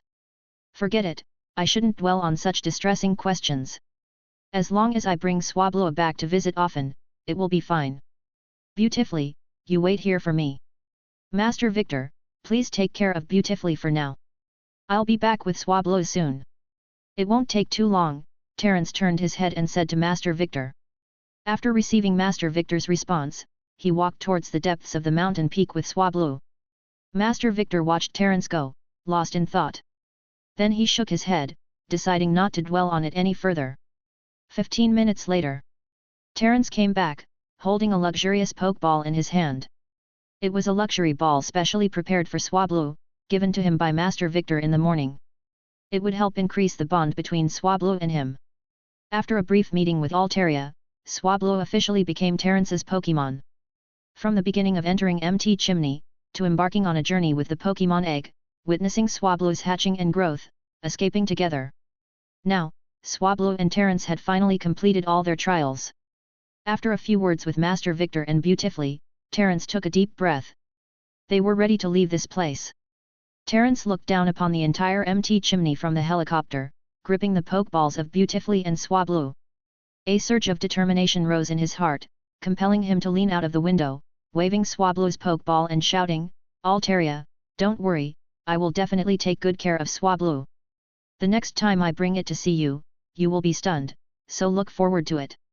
Also, thank you for the gift." After shouting, Terence saw the strange smile on Master Victor's face, and his face turned red suddenly. Why is he suddenly acting like a teenager at his age? Chapter 38, A Brand New Beginning. Lilycove City. Flipping through the book analyzing sound-type moves, Terence stretched lazily. After Swablu joined the team, Master Victor brought him to Lilycove City and temporarily arranged a stay for him at a hotel. Then, Master Victor hurriedly left, mentioning that he needed to take care of something.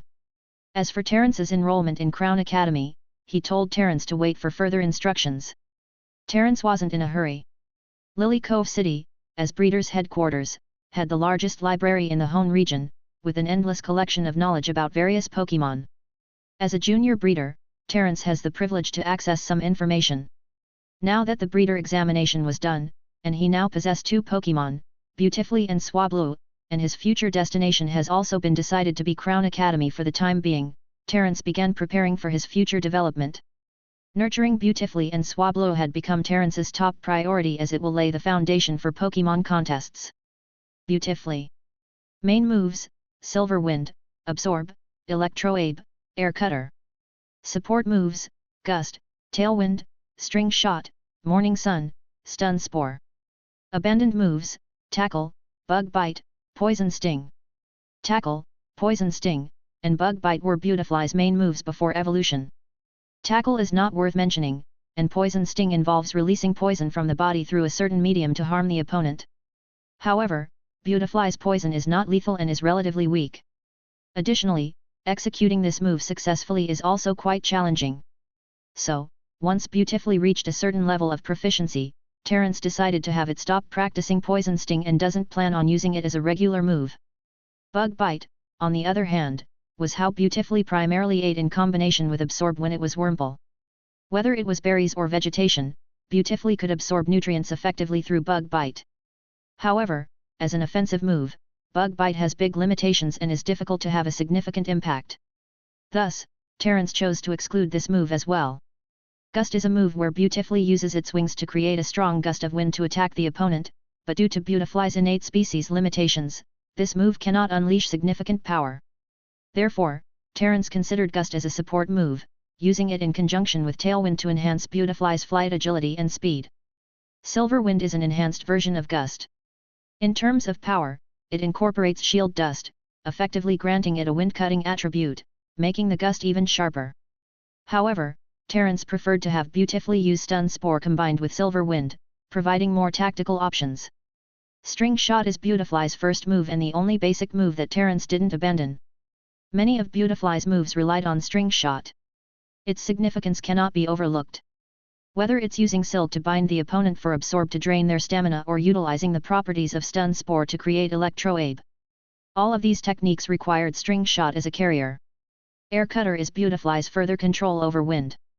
It no longer pursues range but can concentrate the power of the wind more effectively, attacking in the form of a sharp blade. Currently, it should be Beautifly's most powerful move in actual combat. The training task Terence has assigned to Beautifully benefits from the move Morning Sunday. For Beautifully, Morning Sun is a difficult move to comprehend. It may not require constant practice day and night, but it does require the Pokémon to have at least a basic affinity for sunlight to successfully use it. It is rare for a trainer to spend months to help their Pokémon comprehend the energy of the sun. However, Beautifully has now mastered the move proficiently and even on cloudy days, it can preliminarily sense solar energy and use it for stamina recovery. Terence has an idea in mind. He hopes that Beautifully can use the move Absorb not only to absorb the energy or nutrients of other Pokémon or food but also plunder nutrients from sunlight. However, it was easier said than done.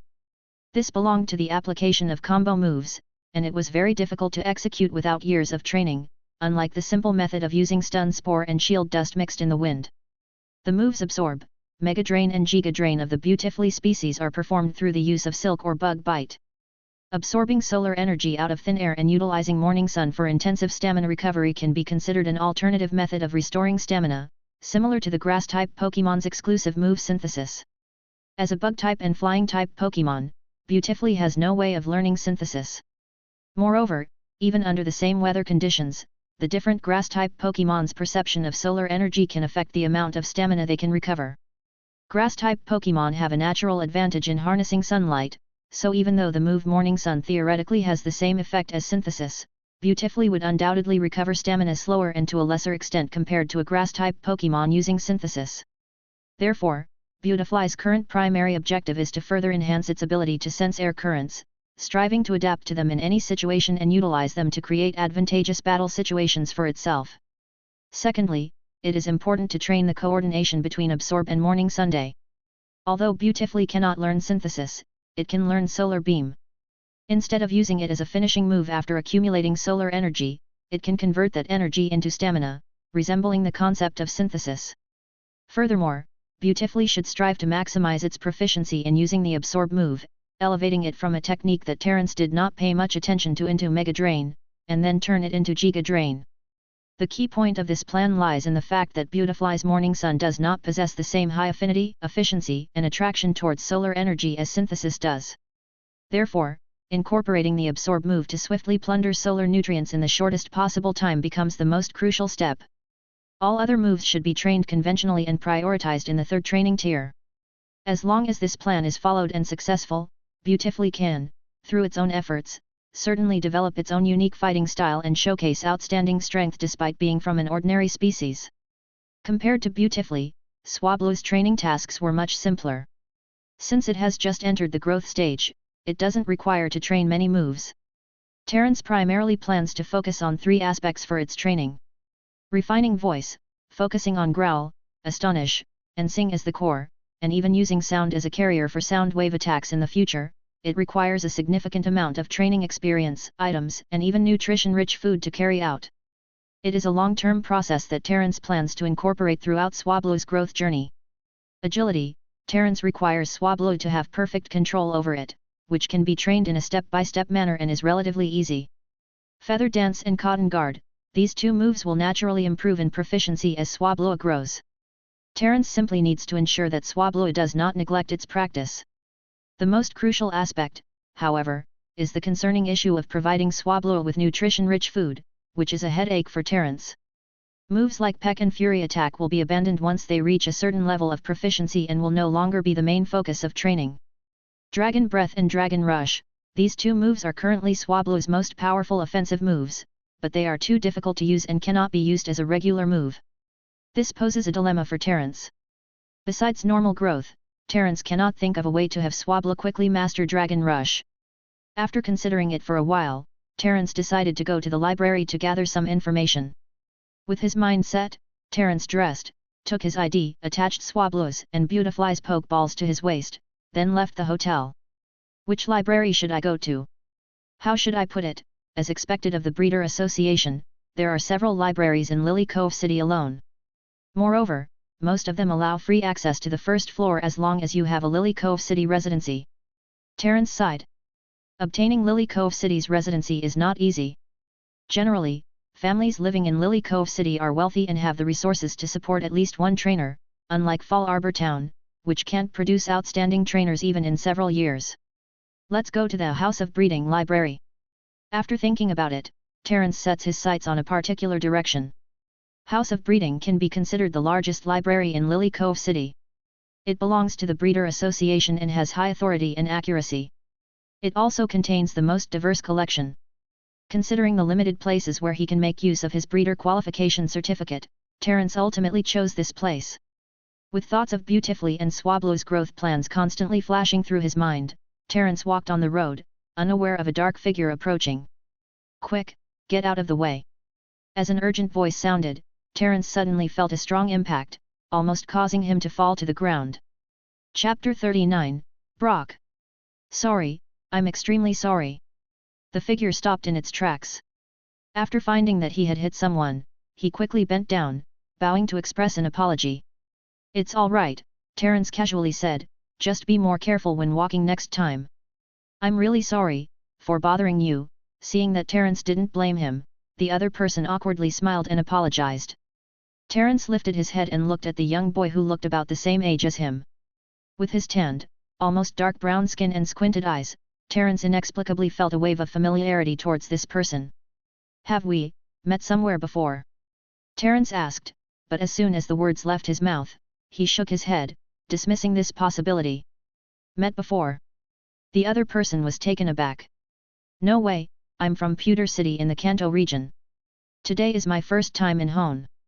"I see, so you're from Kanto," Terence muttered, feeling that something wasn't right. "Wait a minute. Where exactly are you from?" "Pewter City in the Kanto region." "Is there a problem?" Terence rubbed his eyes and stared at him carefully. The other person's appearance seemed somewhat similar to the person he remembered, but his memory was fuzzy, and the age didn't match. He couldn't confirm it at the moment. "No, by the way, I haven't asked for your name." "Brock, my name is Brock," the other person said in a reserved manner. Terence was stunned. It was really him. He didn't expect to meet a renowned character, one of the few characters from the original work that he remembered here. That Brock who accompanied Ash on the journey through the 4 league conferences? Terence squinted his eyes. The Brock in front of him looked very young, only about 10 years old, far from the mature and trustworthy Brock in the original work. "From what I remember, Brock seems to be a breeder as well, right?" Terence wasn't sure. The anime's description of the breeder profession was quite vague, but after learning more about this world, he realized that breeders had a status that was not inferior to trainers and, in some aspects, even rarer and more noble. "I might have been mistaken. I'm Terence, from Fallarbor Town in the Hone region, but my hometown is Cerulean City in the Kanto region," Terence said. Brock was enthusiastic and instantly became curious about Terence, who seemed to be around his age. "Terence, you said you're from Cerulean City?" "I've been to Cerulean City a few times with my dad. Maybe we've met there." "Perhaps," Terence smiled. "That's certainly possible. I remember Fallarbor Town is quite far away." "What are you doing in Lilycove City, Terence?" Brock's words flowed non-stop. "As for me, I want to read some books about breeders." "Breeders?" Terence was somewhat surprised. "I'm planning to visit the House of Breeding library." "Really?" Brock's eyes lit up. "That's great. It seems like that place is the biggest library in this city. Are you interested in breeders too, Terence?" "Yes, I want to read some books about Pokémon training," Terence said. "Are you planning to become a breeder?" "Breeder?" Brock paused. "Of course. My grandmother was a breeder, and she taught me a lot when she was alive. So I'm very interested in breeders and taking care of Pokémon. Because my dad is a gym trainer, I often come into contact with Pokémon, and I take care of most of the Pokémon in the gym. I hope that Pokémon can grow up healthy and happy under my care. That's what I look forward to the most," Brock said with a smile. "That's really impressive," Terence laughed. Compared to Brock, his own intentions seemed quite mundane. Brock, at least, was a child of a gym trainer, which made him luckier than most people in this era. Brock sighed. "Unfortunately, to become an official breeder, I still need to go through an exam. I don't know how long I'll have to study before I can pass." After a brief pause, Brock continued, "Moreover, the exam covers basic knowledge of all the 4 regions, Kanto, Johto, Hone, and Sinnoh. I'm not familiar with Pokémon from any region other than Kanto." "Can't help it, breeder examination is a comprehensive test," Terence said. He understood this point very well, especially since Hone region has breeders' headquarters, so the content of the exam heavily focuses on this region. "Well, luckily, Pokémon of Unova region, which is relatively far from us, are not included. Moreover, even the Pokémon of Kalos region where the league is currently promoting immigration and planning to establish a new league within a year, are not included. It is even further away from us. Although the knowledge of the 4 regions is extensive, it is not difficult to understand," Terence comforted Brock. "Unova, Kalos." Brock looked puzzled. Terence smiled. For a 10-year-old boy, even ordinary geographical knowledge wasn't something they would pay too much attention to. If he didn't have memories from his past life and deliberately focused on it, he also wouldn't have delved too deeply into these things. Terence didn't explain further, he simply continued walking towards the House of Breeding library with Brock. With just a few casual words, Terrence's image in Brock's eyes suddenly grew more impressive. Look, we're here. Lilycove City, and even the Hone region, boasted the most prestigious and largest library with an incredibly vast collection of books, House of Breeding, which is also said to be a sea of books. The library was unimaginably grand, and just in terms of floors, it had a staggering 6 levels. The area it occupied was at least 10 times larger than the old greenhouse, and it could accommodate tens of thousands of people simultaneously. However, although the library was vast, not everyone had free access to the books within. The first 3 levels could be accessed by paying a fee, while going to the 4th level and beyond required certain achievements, reputation, participation in tournaments, gym trainer or breeder certifications, and various ribbons. Moreover, to prevent valuable books from being stolen and to protect this intellectual treasure trove, the defense of the library was stringent. Officer Jenny patrolled the surroundings, and trainers and police were hired to keep a watchful eye. Inside the library, Pokémon who specialize in psychic power and ghost-type Pokémon were secretly observing everything. For Brock, even entering the first level would already excite him for a long time. One should not underestimate the books on the first level just because they are on a lower floor. Although most of them are basic analyses, including information on type matchups and common move effects, these are the kinds of knowledge that most trainers and ordinary people do not possess. If someone can remember the content of the thousands of basic books on the first level of the House of Breeding, passing the junior breeder exam would be a breeze. Placing the rudimentary knowledge of Pokémon and trainers on the first floor for Lilycove City's residents to access for free was a considerate move by the breeder headquarters. However, most people tend to enjoy the second level more, which contains books resembling novels, such as biographies. Compared to boring knowledge, these travel experiences provide a more enjoyable reading experience. Whether one can learn something substantial from them remains uncertain. Let's go inside. Observing the magnificent and massive building, an absurd thought suddenly popped into Terrence's mind.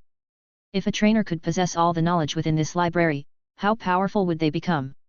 However, this thought only flashed through Terrence's mind, and he laughed it off. It was impossible. Not to mention the vast quantity of books, even for the human mind to comprehend, it would likely take a lifetime to grasp the thousands of aspects of knowledge contained within them. Chapter 40, House of Breeding.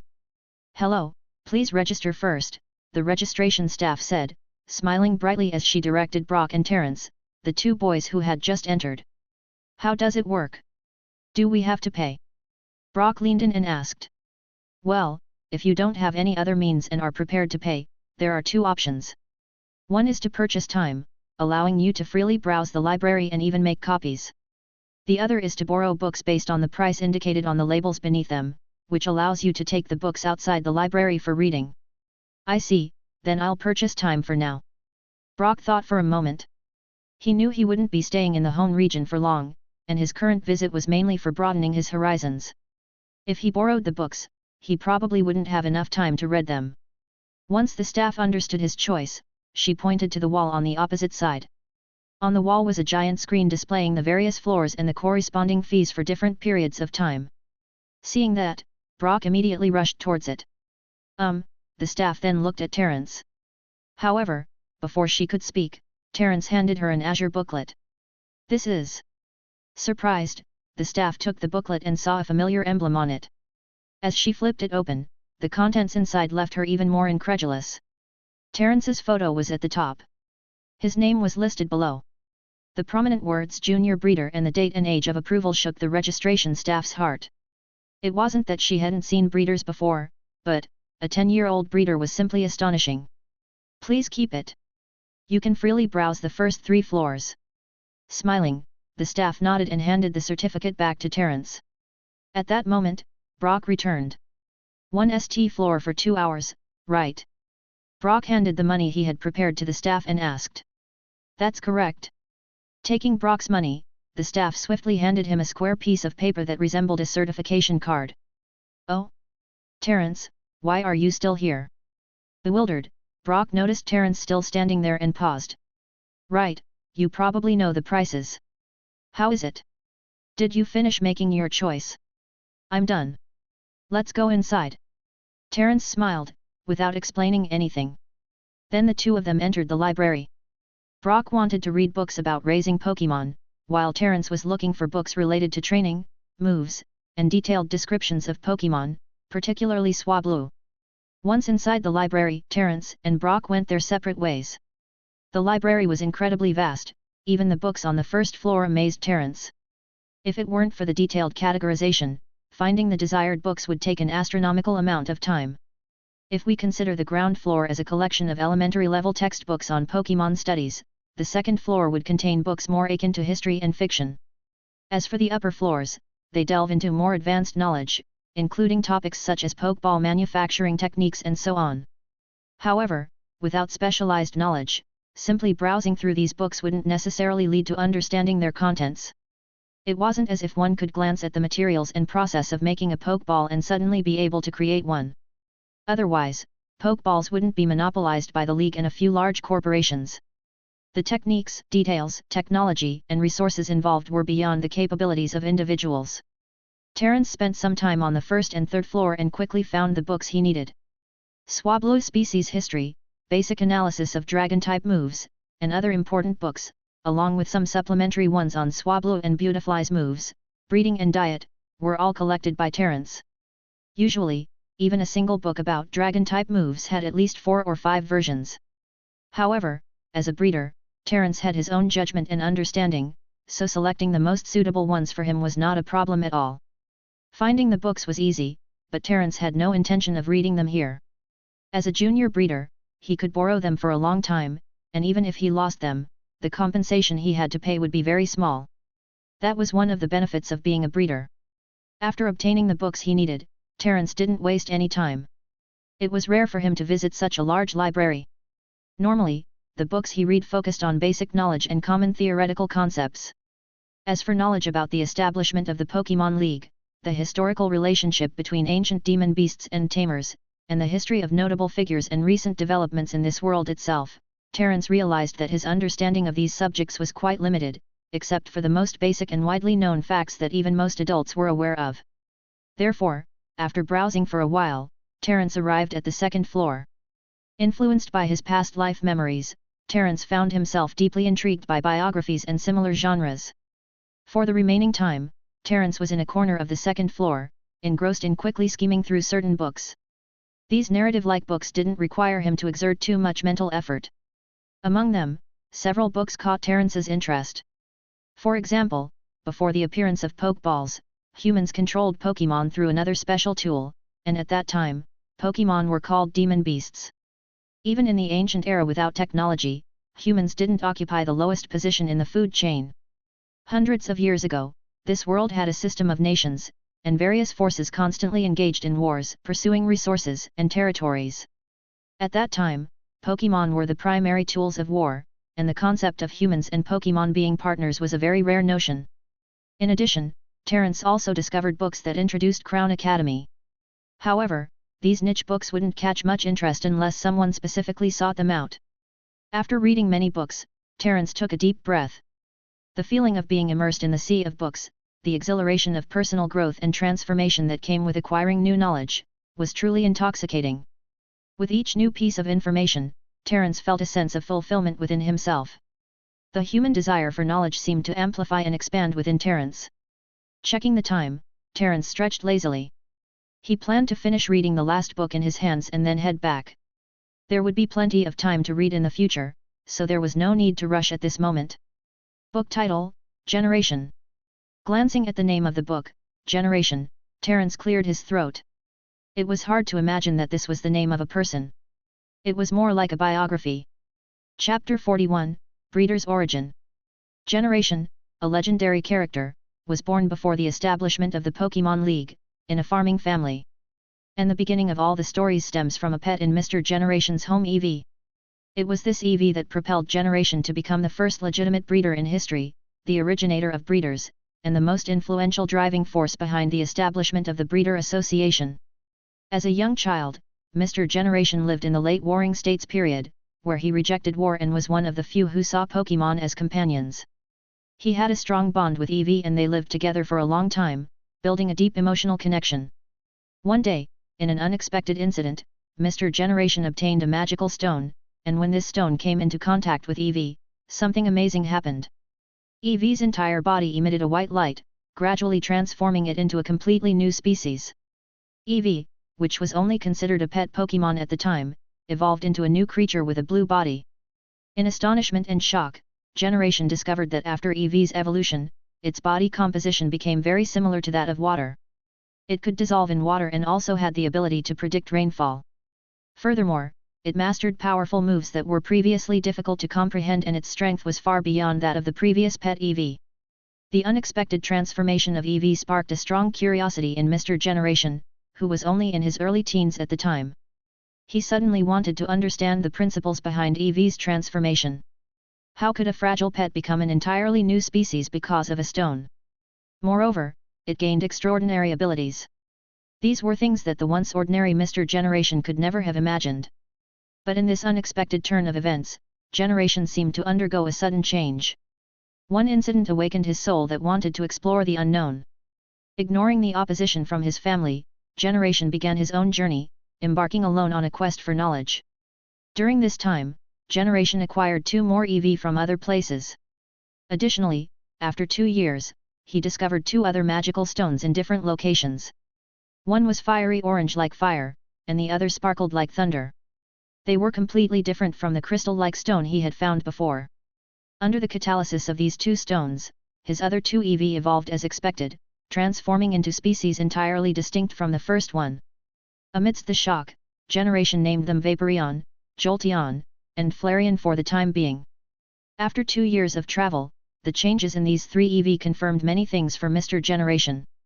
At least he believed that, under certain external influences, Pokémon could undergo their own mutations.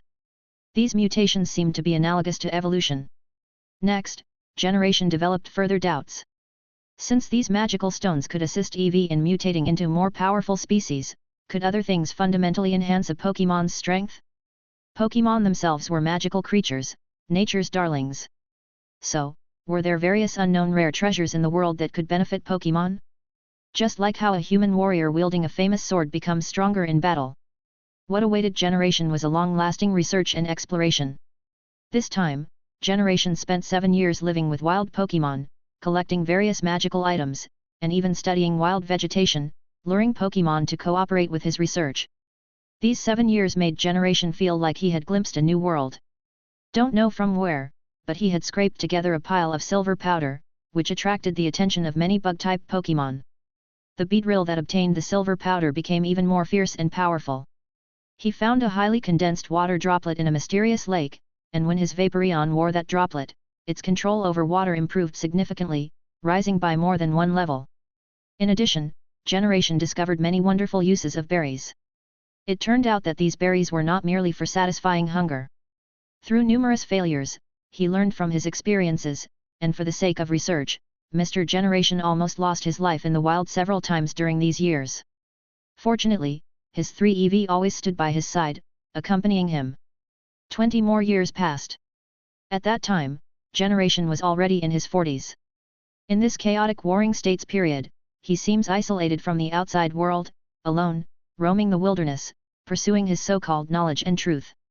And at this moment, the warring states period came to an end, and the aristocratic system suddenly collapsed.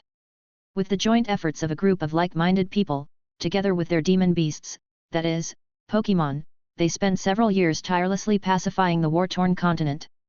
They promoted the idea that Pokémon are companions of humans, advocating the concept of equality for all.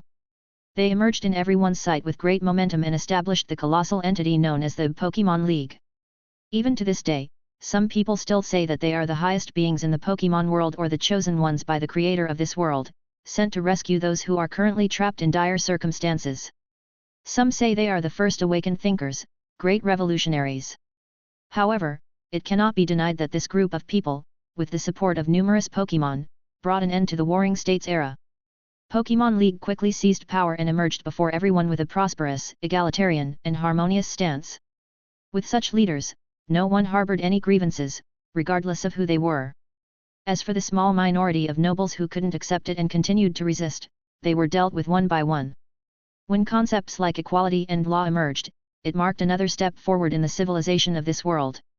There were no more wars, and new terms like Pokémon and trainers appeared in the eyes of many people.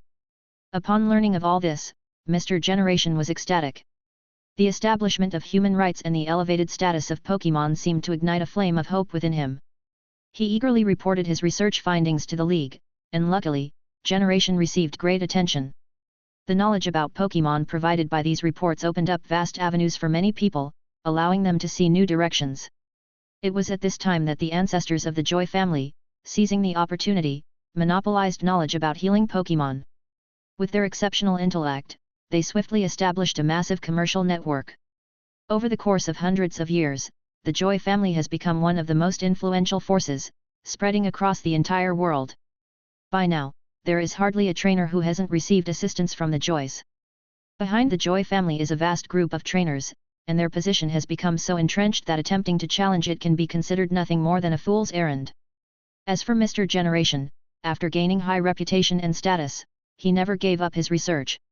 He joined forces with many like-minded individuals and established an organization to study these magical creatures called Pokémon. Unlike trainers, they do not deliberately train Pokémon's strength. If trainers pursue the external, continuously improving and honing Pokémon's strength through battles, then they are like the internal, delving into everything about these creatures, Pokémon formation, evolution, growth, reproduction.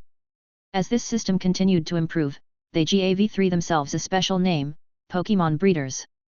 Chapter 42, Knowledge. Knowledge. Breeder, this is a very vast concept, different from the training of trainers who constantly improve their strength through training and battles. Breeders, on the other hand, constantly explore the essence and truth, pursuing the unknown through theory and practice. The establishment of the Breeder Association had also given these people their own formal profession and job. In some aspects, their influence even surpasses that of the Pokémon League. However, although the Breeder Association has also developed rapidly, the knowledge, logic, and theoretical abilities required to become a qualified breeder are too great, which limits many people. Additionally, the existence of Pokémon with different personalities and characteristics poses a challenge to the expansion of breeders. Moreover, the way information was exchanged at that time was an insurmountable barrier to the formation of the breeder profession. In contrast, driven by the Pokémon League, the support for ordinary people continues to improve. Additionally, with the discovery of technology as the second major aid to humans outside of Pokémon, the Pokémon League has taken a completely different path from the Breeder Association. One side focuses on researching technology, while the other delves into Pokémon knowledge. However, in the end, with the Pokémon League combining technology and breeder knowledge to create the Pokeball, the trainer profession experienced a revitalization and emerged with newfound brilliance. It rapidly spread throughout the world like a wildfire, spreading at an astonishing pace. With the creation of the Pokeball, the Pokémon League prepared to strengthen its own authority, quickly giving rise to a new wave of trainers. Even with no prior knowledge, individuals could embark on journeys with just a few Pokémon, continuously gaining valuable experience through travel. They would then capture more Pokémon, becoming the League's most advantageous allies in exploring various regions. Through this method, the Pokémon League ultimately became more widely recognized and officially became known as the Organization for Trainers. But even so, breeders are still a formidable force that cannot be ignored.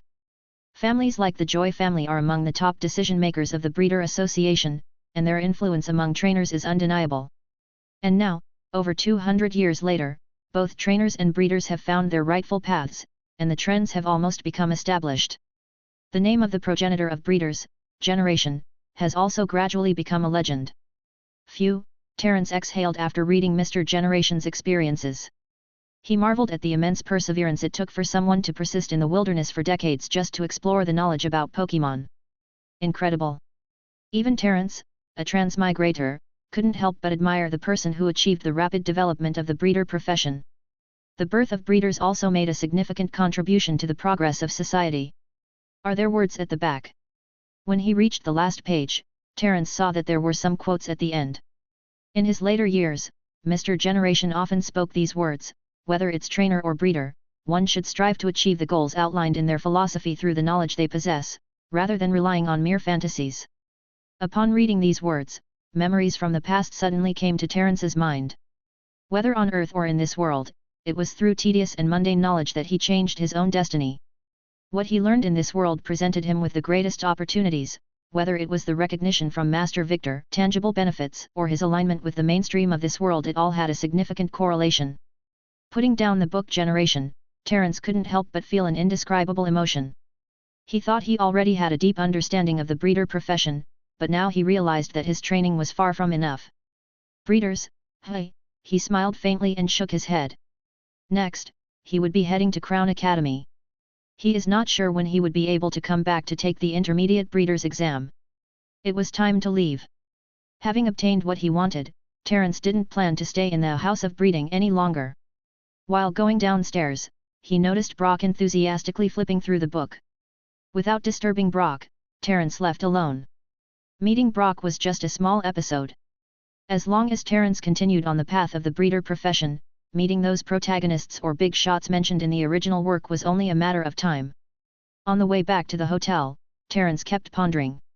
There is a distinction of strength among trainers, seemingly based on the strength of the Pokémon they possess, but it's not entirely that simple. Apart from the strength of Pokémon, many factors in a battle depend on the trainer themselves. Even the strength of Pokémon cannot be separated from the training and nurturing of the trainer. And if one wants to become a powerful trainer, apart from the elusive opportunities and luck, Terence thought of a word. Accumulation. The growth of a trainer is a process of accumulation. From the strength of their Pokémon to the experience of the trainer, it all relies on the long period of training. But if one wants to find a shortcut, Terence already has his own idea. Knowledge. Sufficient knowledge can allow him to surpass obstacles and challenges that others cannot even comprehend, enabling him to rapidly grow along a perfect path. Terence's definition of knowledge is not merely theoretical or empty talk but rather a complex system. He cannot clearly explain what it looks like. To put it in his own metaphor, it is like using external objects. This inspiration comes from Mr. Generation. Comparing knowledge to external objects, but these external objects can directly influence the Pokémon themselves and the trainer. In Terence's fragmented memories, Ash encountered a trainer named Tristan in the original work. Tristan created training devices that helped his Pokémon adapt to various battle environments, setting aside some subjective factors.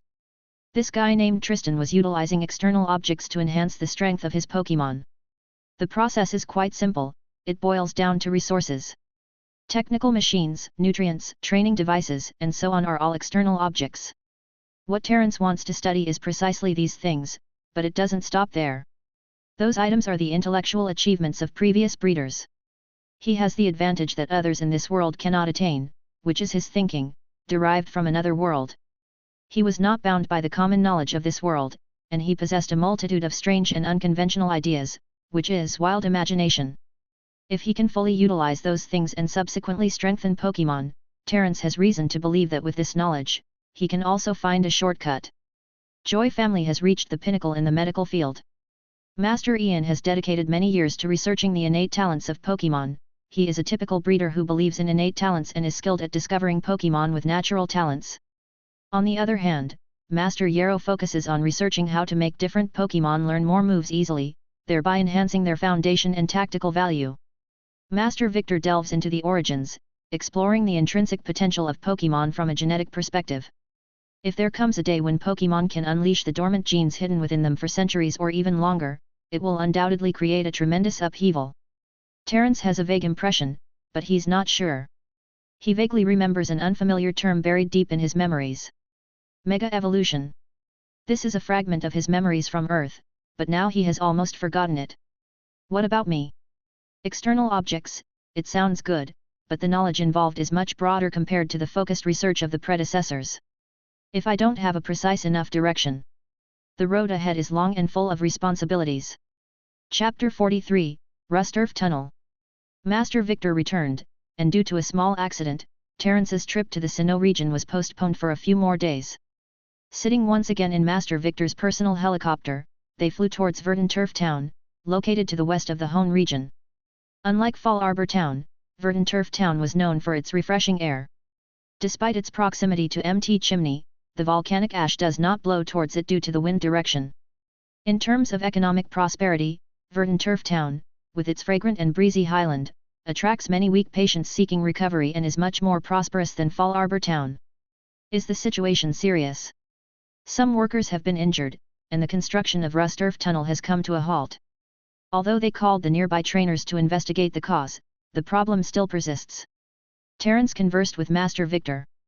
Their visit to Verdanturf Town was to resolve a construction accident caused by Pokémon.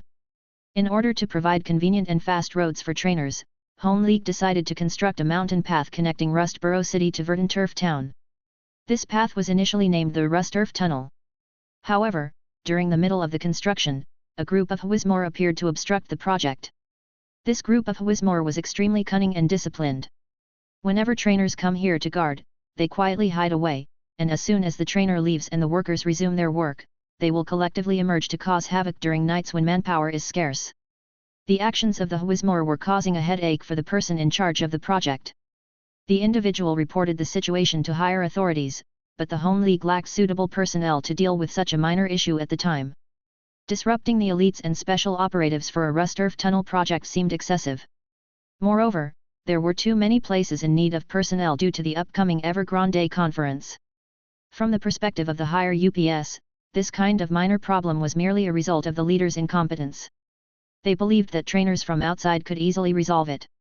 However, in the end, several workers unexpectedly got injured, causing a huge uproar in the local area. This made the League anxious, leading them to halt the construction of Rustturf Tunnel. Under public pressure, League immediately invited Master Victor, who was active in the vicinity, to participate in the investigation. They also mobilized the Petalburg Woods Ranger and the local police to assist in this mission. The families of the workers have started causing a commotion. So, League had no choice but to seek help from the Breeder Association, as there are no capable individuals near Verdanturf Town. If ordinary people continue to get hurt, it will negatively impact the reputation that the League has just established. Although we brought trainers to drive away the Whismore, they simply won't give up. These incidents caused by Pokémon cannot be solved by the trainers using brute force alone. If we don't identify the cause, it's just treating the symptoms but not the root cause, and won't work. Master Victor shook his head, explaining to Terence. Whismore. Could it be that the tunnel construction is disturbing the Whismore? No, Whismore shouldn't be affected by noises. This Pokémon has the talent Soundproof, right? Also known as an ability, but the term ability hadn't been officially popularized yet. Breeders currently refer to some extraordinary abilities of Pokémon as unique talents. It seems unlikely that the noise from the tunnel construction is disturbing the Whismore. Wouldn't the League have chosen a location for the tunnel that doesn't have any Pokémon habitats? Therefore, investigating the intentions behind the Whismore's destructive behavior might provide a breakthrough. Master Victor paused for a moment, then looked at Terence with satisfaction. You're right, he said. Whismore does possess the soundproof talent. If the person in charge of this project is aware of that, they should understand that the key to the situation lies not in driving away the Whismore. We have arrived. As Master Victor's helicopter descended, police and personnel were waiting below, making Terence once again marvel at the status of a top-level breeder. Speaking of which, once they arrived at their destination, Master Victor had no time to take care of Terence. Terence was also happy to have some free time and planned to engage in some real battles with his Beautifly and Swablu. Many young trainers have gathered in the mountains near Rustturf Tunnel.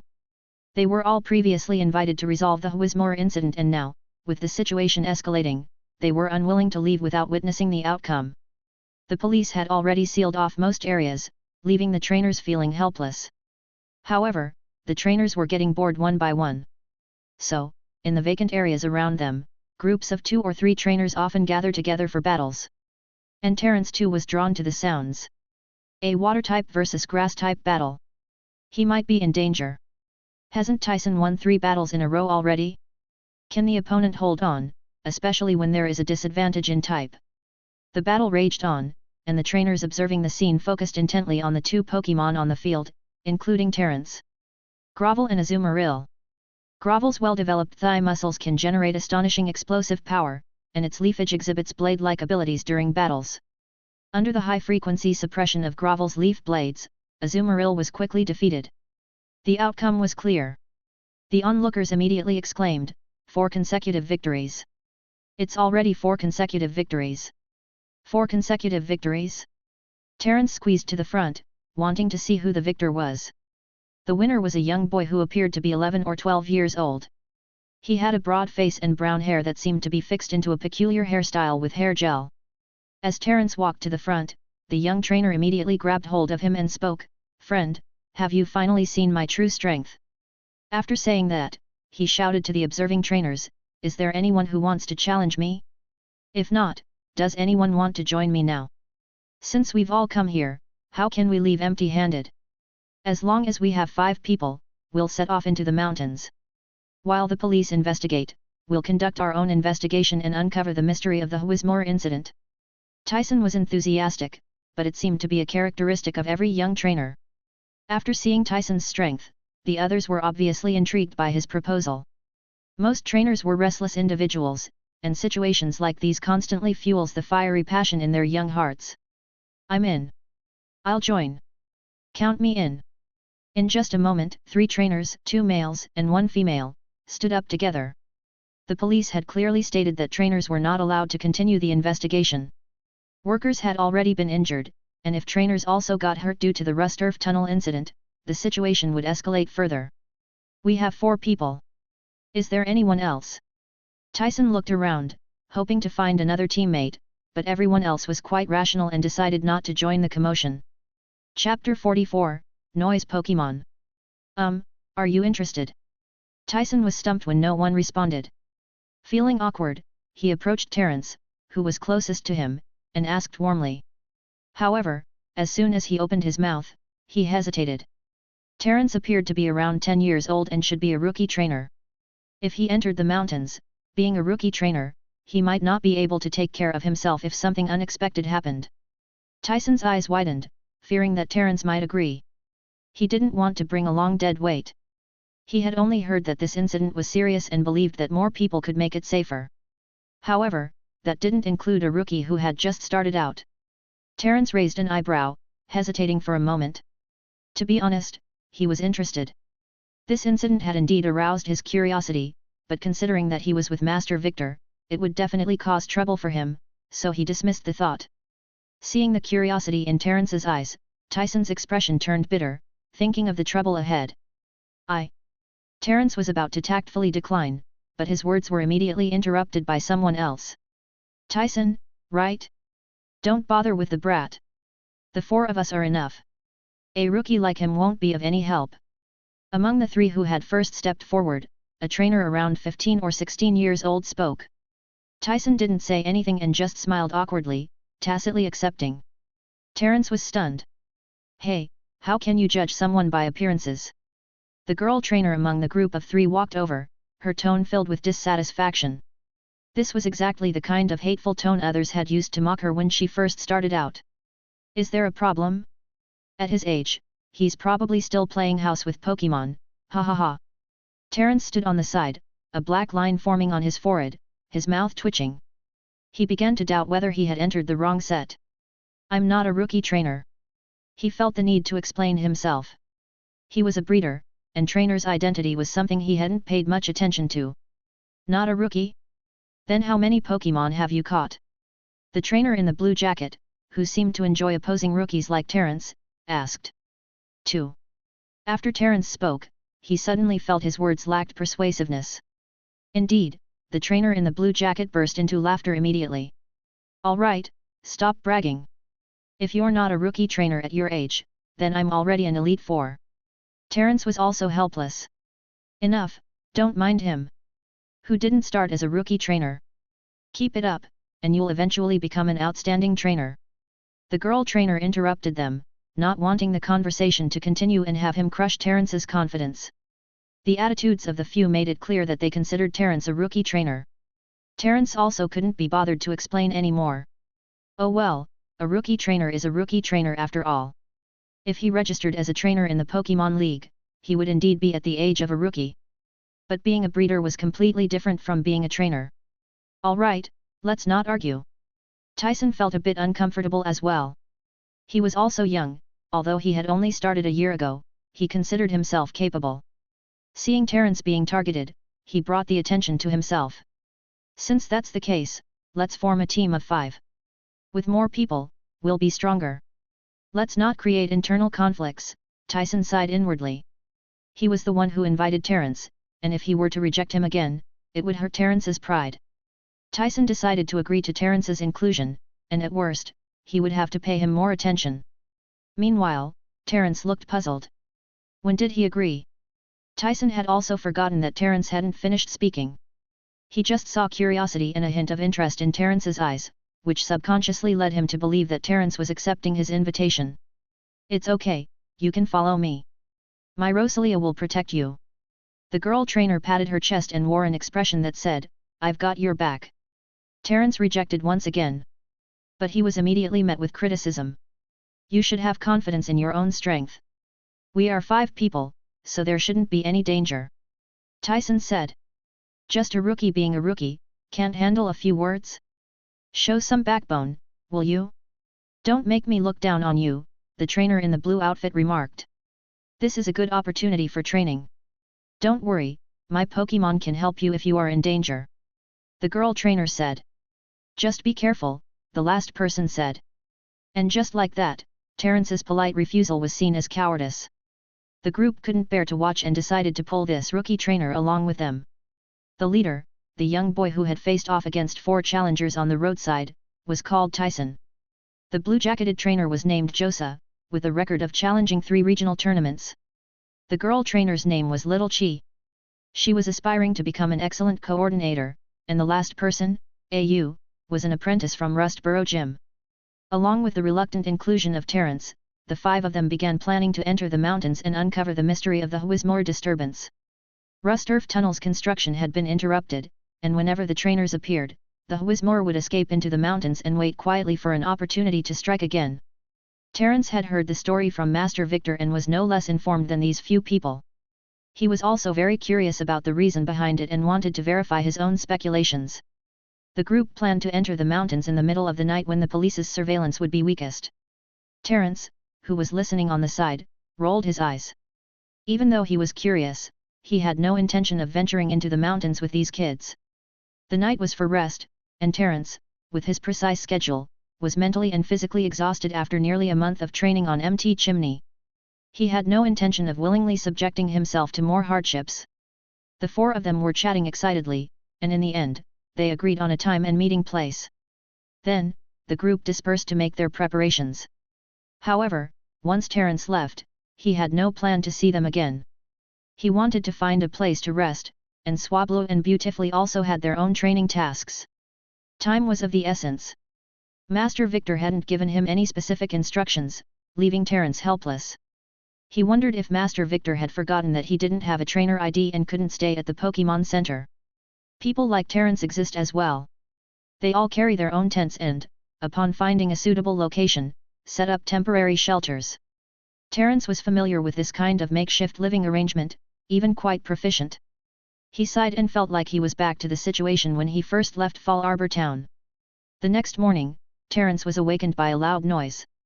The commotion was significant, and Terence walked outside in confusion, wanting to know what was happening. After looking around, he didn't find anything, but then 2 figures caught Terence's attention. Officer Jenny, and Master Victor. Terence hurried over, wanting to inquire about what was happening and how things had developed. "Terence." As he approached, Master Victor clearly noticed him. "I was drawn here by the noise," Terence said. "So, you heard it too," Master Victor frowned and said, "Things have become somewhat clear, but it will take time to resolve. It's the sound of noise Pokémon, emitted by Exploud. It seems to be the leader of Whismore and some Loudred. It seems all of them are in an agitated and unfriendly state. Is it serious?" Terence was surprised.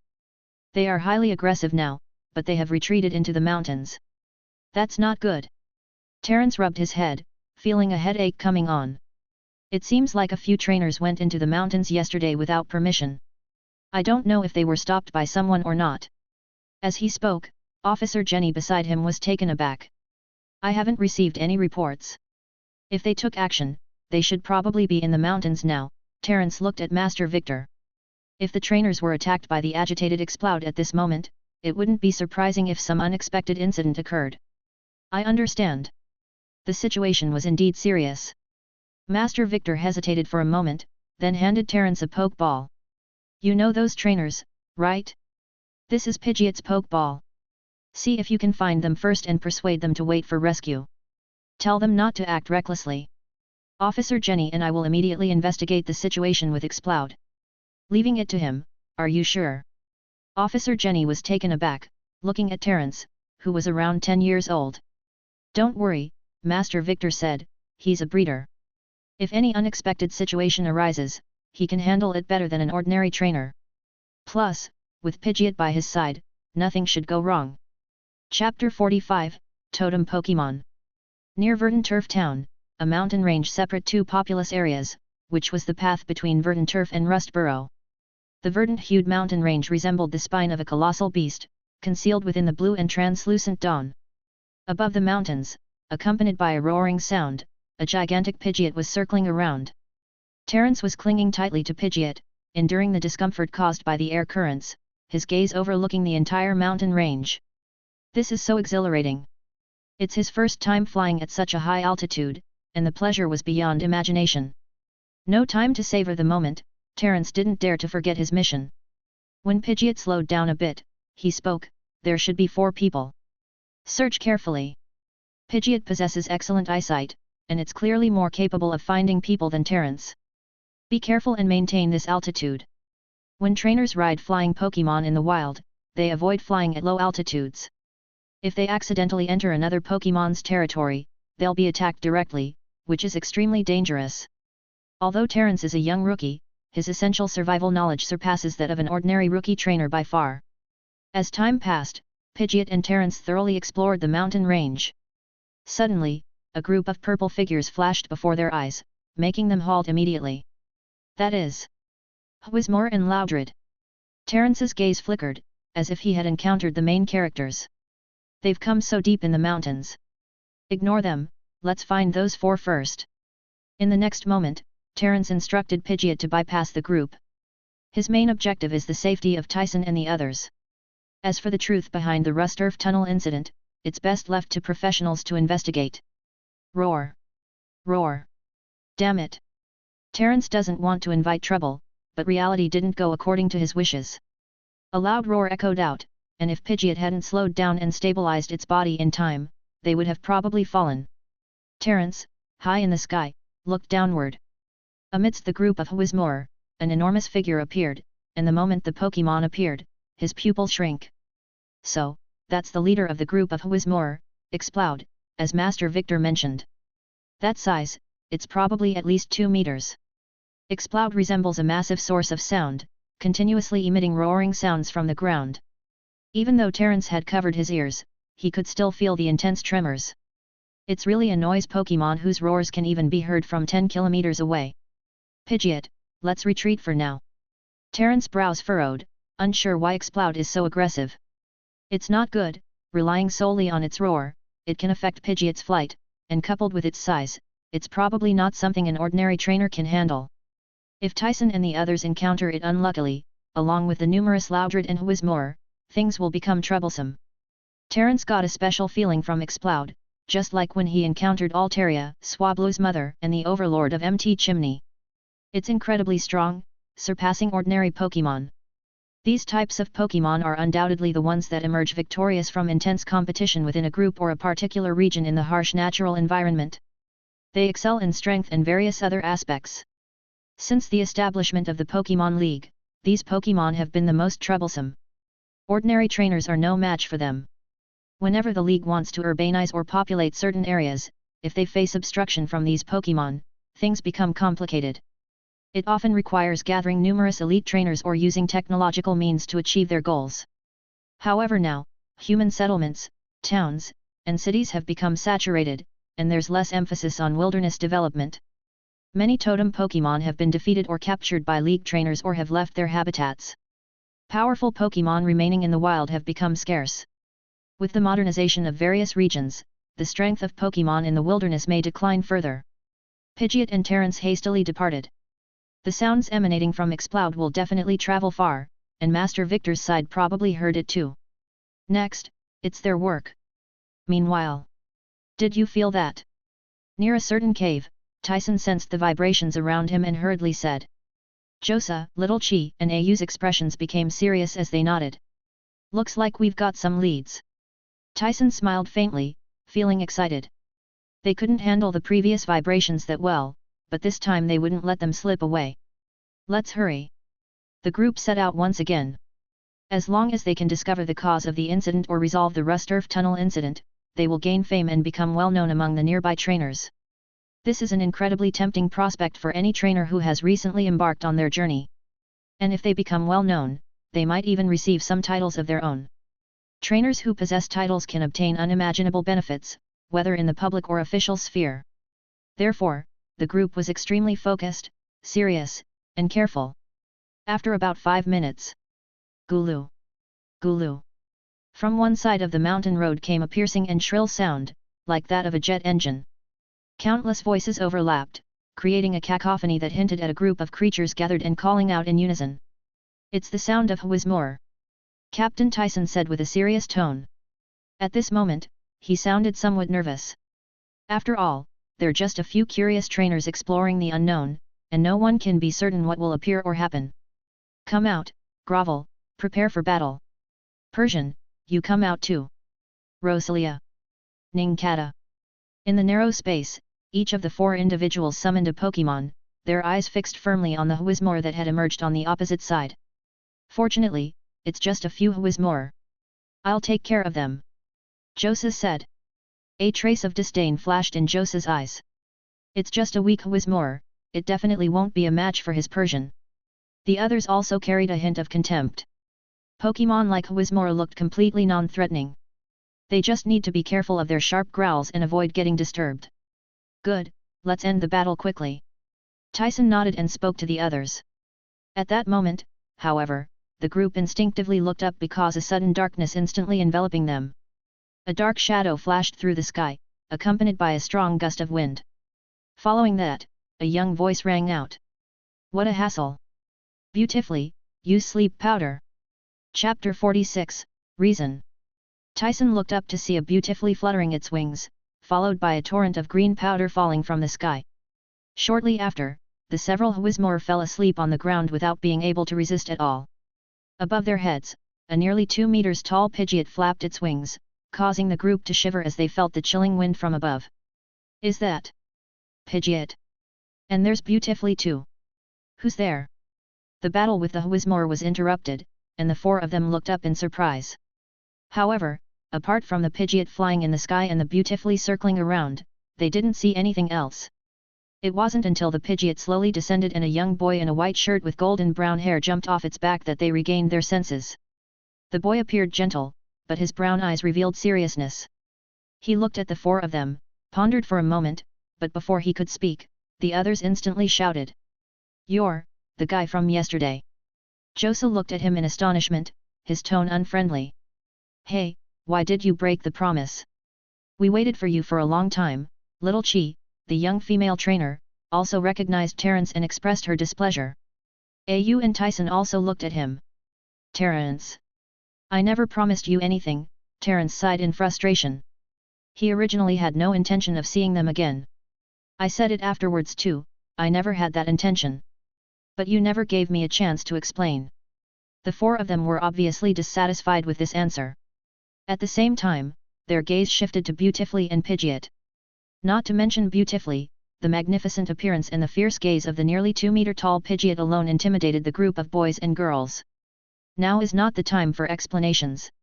If you don't want to get hurt, I suggest you follow me, Terence said. What do you mean? Tyson asked. This place is dangerous. You must leave now and wait for the police to rescue you. I don't think you have the strength to protect yourselves, Terence said. I didn't stop you before because I didn't realize the severity of the situation. Whismore Group has a powerful leader, and with the ability to command them, I don't think you are arrogant enough to challenge over 100 Pokémon, right? We don't have time. Trust me and come with me. They are currently very aggressive, and they're just nearby. It won't be good if they notice you. Terence gently stroked Pidgeot's neck and gave it an order before walking far away from Exploud and others. This guy, Josa gritted his teeth, dissatisfied with Terence's arrogant attitude. We should consider his words. Au, representing the Rust Burrow Gym, adjusted his glasses. He shouldn't have any reason to deceive us. Indeed, the earlier commotion seemed unusual. Let's follow him for now, Tyson said with a serious expression, sighing. If what he said is true. Fine, seeing everyone's attitude, Josa had nothing to say. A few minutes later, the four of them followed behind Terence as they crossed several mountain paths before arriving at a hidden cave entrance. "All right, I observed from the sky earlier. It should be safe here. Whismore shouldn't gather in such a small place." Terence clapped his hands, his palms slightly dusty from traveling in a hurry. "You still haven't told us the reason." As they followed Terence, the more they thought about it, the stranger it seemed.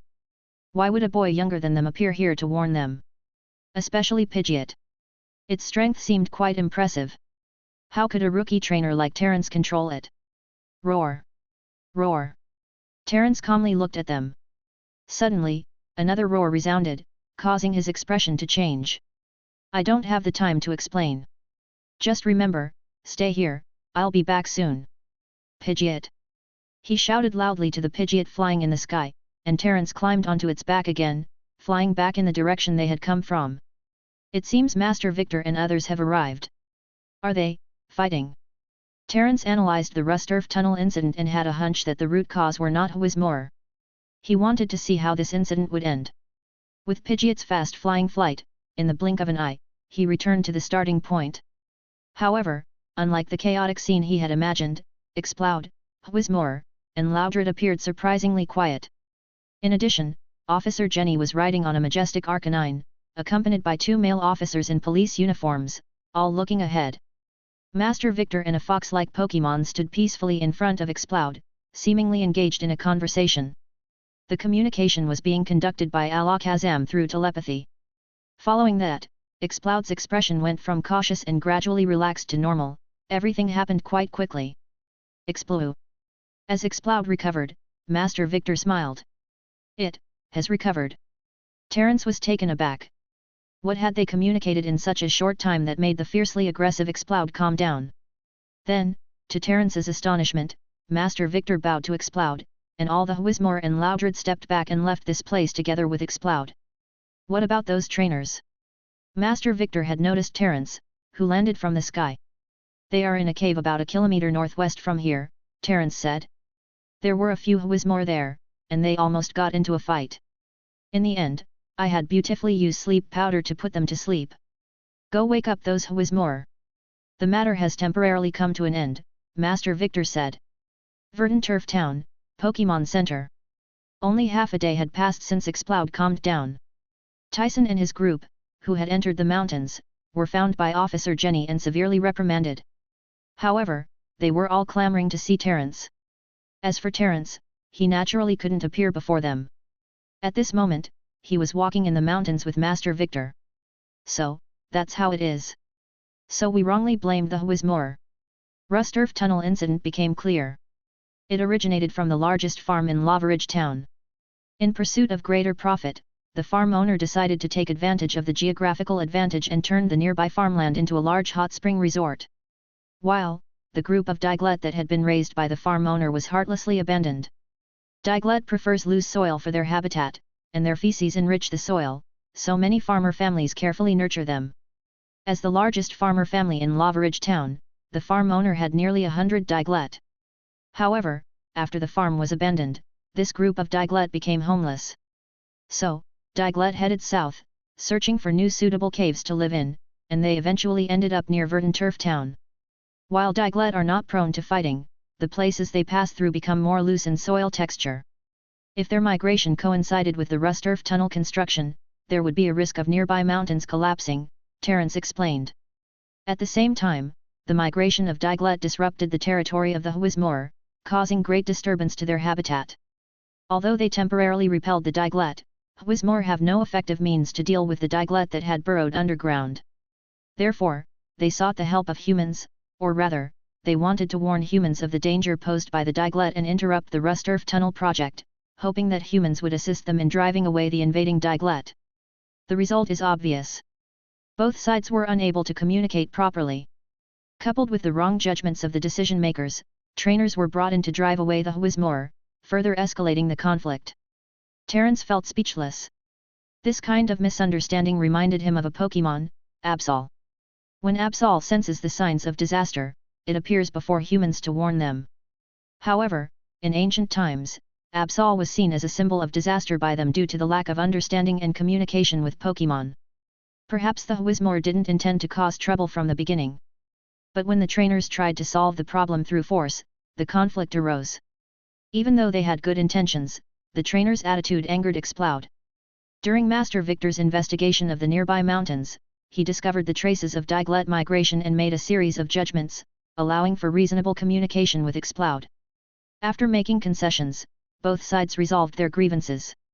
The main task for humans now is to address the impact caused by a large number of Diglett on the local ecosystem. Without any surprises, the negligent farm owner was punished for mishandling the Diglett situation, and the person in charge of the Rusturf tunnel will also face some punishment. Chapter 47, Challenge. Sunlight streamed through the cracks in the rocks, illuminating the cave which was still covered with green moss. Master Victor and Terence searched for the traces of Exploud and others, venturing deeper into the cave. It was because of Terence's suggestion to have a battle with Exploud. Despite knowing that Exploud was much stronger and he had little chance of winning, he wanted to confirm some of his speculations. Inside the cave, Whismore gathered in small groups, curiously observing Terence and Victor. After a while, Exploud emerged from the depths. It was larger than the average Exploud, and resembled Loudred in appearance.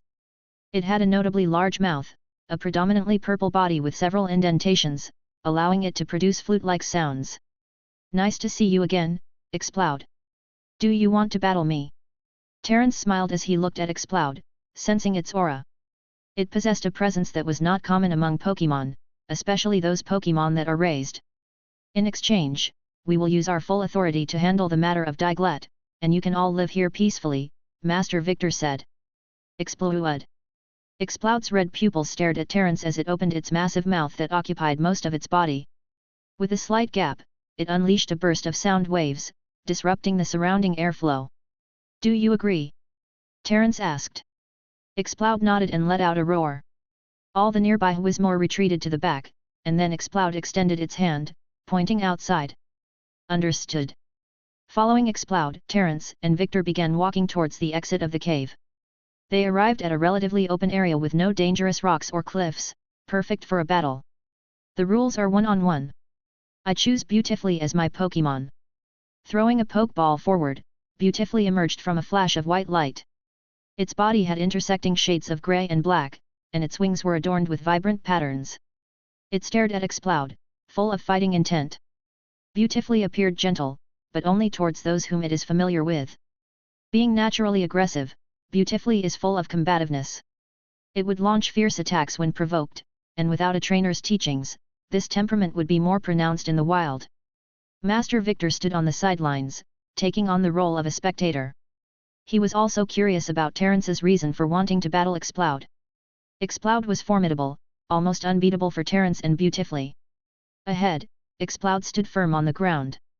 Across from it, Beautifully circled in the air, with Terence eagerly looking forward to the battle, his fists clenched. "Let's begin. Beautifully, we'll take the initiative and give it a welcoming gift." Silver Wind. A wind started blowing, and the wind created by Beautifly's wings was akin to a sandstorm. The air was filled with scattered white particles, giving it a murky appearance. Incorporating shield dust into the wind, Beautifly's actions became even more agile when executing Silver Wind. However, Exploud showed no intention of dodging. With a loud howl, it emitted a deafening sound that created ripples and waves from its mouth. Silver Wind was completely dispersed by the force of the hyper voice. "Amazing! Now that's how you utilize sound," Terence's eyes lit up. Indeed, this Exploud, capable of triggering earthquakes with its loud voice alone, perfectly demonstrated the power of sound to Terence. "Not enough, Beautifully. Return to the sky and use Air Cutter." Buzz. Beautifully swiftly maneuvered through the complex air currents around, unaffected by their turbulence. It utilized the surrounding environment efficiently, wasting no energy or time, executing the most coordinated movements. 1, 2, 3. A total of 9 air cutters were unleashed by Beautifully from high above, which descended like sword beams directly towards Exploud's vulnerable parts. What is it going to do? Rely on sound again. Terence closely watched Exploud's movements until Exploud forcefully stomped the ground with its feet. Its tail and palms met the oncoming air cutters, using the momentum to counter with a powerful pound. Bang! Bang! Bang! A loud explosion sounded as Exploud used pound to block the air cutters. The collision stirred up dust, momentarily surprising Terence. Beautifully, now's your chance. Use Electro-Abe. ZZZZT. ZZZZT. Beautifly's body shook as it released silk threads that formed a sea of silk. Golden light shimmered on the threads, and with crackling sounds, the sea of silk interconnected to create a large golden web, rushing towards the dust which hadn't dispersed yet. Did it hit? Nervously observing the gradually clearing area, Terence's eyes fell on Exploud's massive purple figure. At this moment, Exploud was covered in a layer of golden web, permeated with electricity that constantly pricked its nerves. Now, how will you deal with it? Beautifly's silk cannot be easily broken. Beautifly's silk was incredibly tough, thanks to the nourishment and training it received from its diet. Without a sharp weapon, it would be difficult to break free from the Electro-Abe formed by tightly interwoven silk. Terence had experimented before, using just a few strands of silk to render a Puchayana, known for its strength, helpless and covered in dust. Even with teeth, it would take a long time to regain freedom. Growl! Growl! In response to Terence, an ear-piercing growl resounded. It originated not only from Exploud's mouth but also from every opening on its body. The sounds converged, creating a more devastating impact resembling an explosion. Boom burst. Terence's gaze sharpened as he held his breath. Next, he witnessed the scene he had long awaited.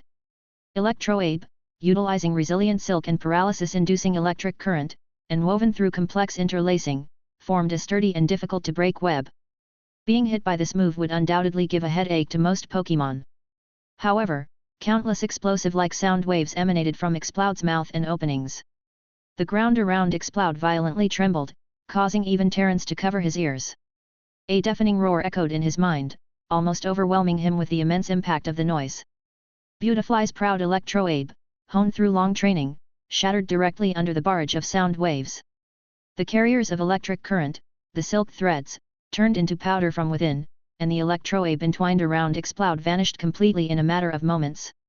Seeing this scene, even Master Victor let out a surprised "Oh!" Beautifully, in the air, was the primary target of Boom Burst. It was blown higher into the sky, emitting a cry before slowly descending. Terence knew he and Beautifully had lost. However, the battling style of this Exploud intrigued Terence. Do you see it clearly? Retrieving Beautifully, Terence took out some potions and spoke to the Swablu that had been watching the battle alongside Master Victor. Swablu's growl, astonish, and even the melodic voice it would possess after evolving into Altaria were far inferior to Exploud's. Howl, uproar, hyper voice, boom burst, and even unused sound-based moves. This Exploud's combat style almost aligned with the secret techniques Terence had envisioned. Work hard, Beautifully. And thank you, Exploud. After settling the matter with Diglett, Terence would head to the Sinnoh region. Before that, being able to confirm his thoughts gave Terence great satisfaction. On the way back, he expressed his gratitude to Master Victor, who didn't inquire about Terence's reasons for challenging Exploud. Everyone had their own path, and Terence needed to explore his own. Chapter 48, Goodbye, Hone. There are many Pokémon that showcase their charm through sound, such as Jigglypuff, Exploud, and Noivern, each using their own unique methods with sound. Jigglypuff possesses vocal cords that can easily change the wavelength of its voice, allowing it to sing at the wavelength most likely to put opponents to sleep. Exploud's powerful roar can be heard up to 10 kilometers away and even has the power to cause earthquakes. Noivern's ears can emit powerful ultrasonic waves, with enough force to shatter rocks. And then there's Altaria, known as the humming Pokémon. Its voice can reach high frequencies, enchanting listeners with its captivating songs. After evolving Swablu, Terence doesn't want it to only be able to sing beautiful high-pitched notes. Just like Jigglypuff, Exploud, and Noivern, who use sound waves to enhance their abilities, Altaria, with its innate advantage, surely possesses untapped potential that nobody has explored yet. During the initial training of Swablu, Terence often wonders what a truly powerful Pokémon looks like. If Swablu were to follow conventional growth, its strength would undoubtedly be impressive. But could it surpass its own species and go even further? Training through traditional methods can only bring out a Pokémon's potential to 100%. However, if one breaks free from conventions, it may be possible to reach 101% or even more. Terence's choice was to nurture and showcase Altaria's proud vocal abilities, which have traditionally been associated with singing. Right from the beginning, Terence never ignored Swablu's growth in this aspect, providing constant encouragement and assistance. In addition to being influenced by Pokémon like Jigglypuff and Exploud, Terence had also witnessed firsthand in his previous life how humans shattered a glass with their voices and how buildings resonated and were destroyed by the vibration frequency of an object matching their natural frequency. It's hard to imagine that seemingly indestructible bridges could be destroyed by the footsteps of tiny humans. This theory is based on the principle of resonance, which allows one to amplify the power of sound waves that would otherwise be negligible by finding the corresponding natural frequency of an object. Exploud can shatter webs with sound waves, and Noivern can crush rocks with sound waves. They possess unique talents. So, if Altaria, with its extremely high-frequency voice, were to train and utilize its sound, what could it achieve? Altaria's voice lacks the explosive power of Exploud's roar.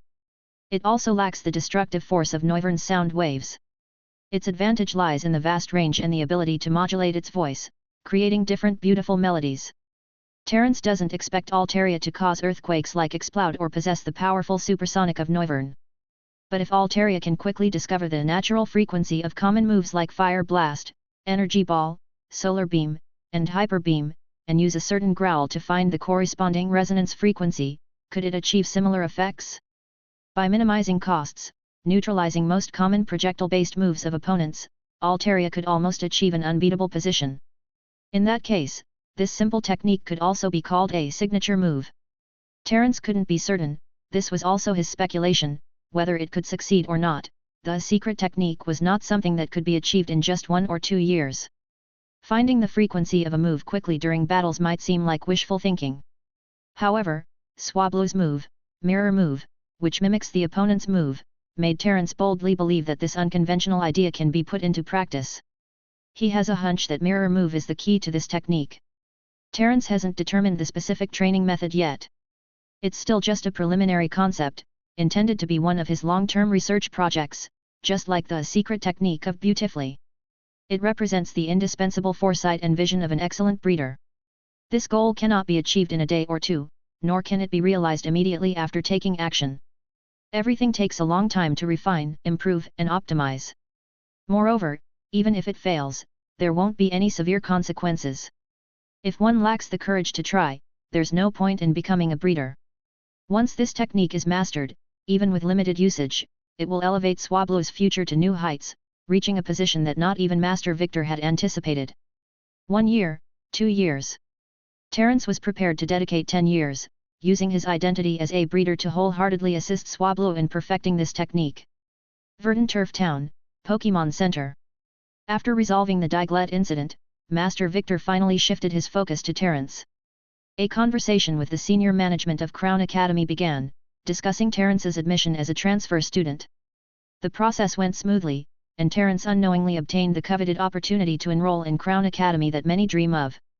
At Crown Academy, there's no need to travel extensively. Countless resources and knowledge are at one's disposal. Terence, the young breeder, will thrive in this environment, growing rapidly. Currently, challenging coordinators and intermediate breeders is not an easy task for him, and Terence also wouldn't engage in such arrogant or uncertain endeavors. So, Crown Academy will be a great stepping stone for Terence's rapid growth. And it will also serve as a comfortable place for him to put some theories into practice. Hone, Slateport City, Harbor. Sinnoh region is located north of the Kanto, Johto, and Hone region. It consists of the Sinnoh mainland, the battle zone on the northeastern island, and several smaller islands scattered on both sides of the region. As Terence boarded the ship bound for the Sinnoh region, he took a deep breath. This was his second long journey, with the first one being from the Kanto mainland to the Hone mainland. After arriving in the Sinnoh mainland, Master Victor would no longer accompany Terence. Since June was going to pursue her own dreams, Master Victor, as her teacher, couldn't expect to not show up at all. He needs to visit little June's family and communicate with her parents. After all, she is just a 10-year-old girl who still relies on her parents' care and concern. June Joy, having made a different choice from most of her family, was facing great pressure at the moment and needed Master Victor's assistance and guidance.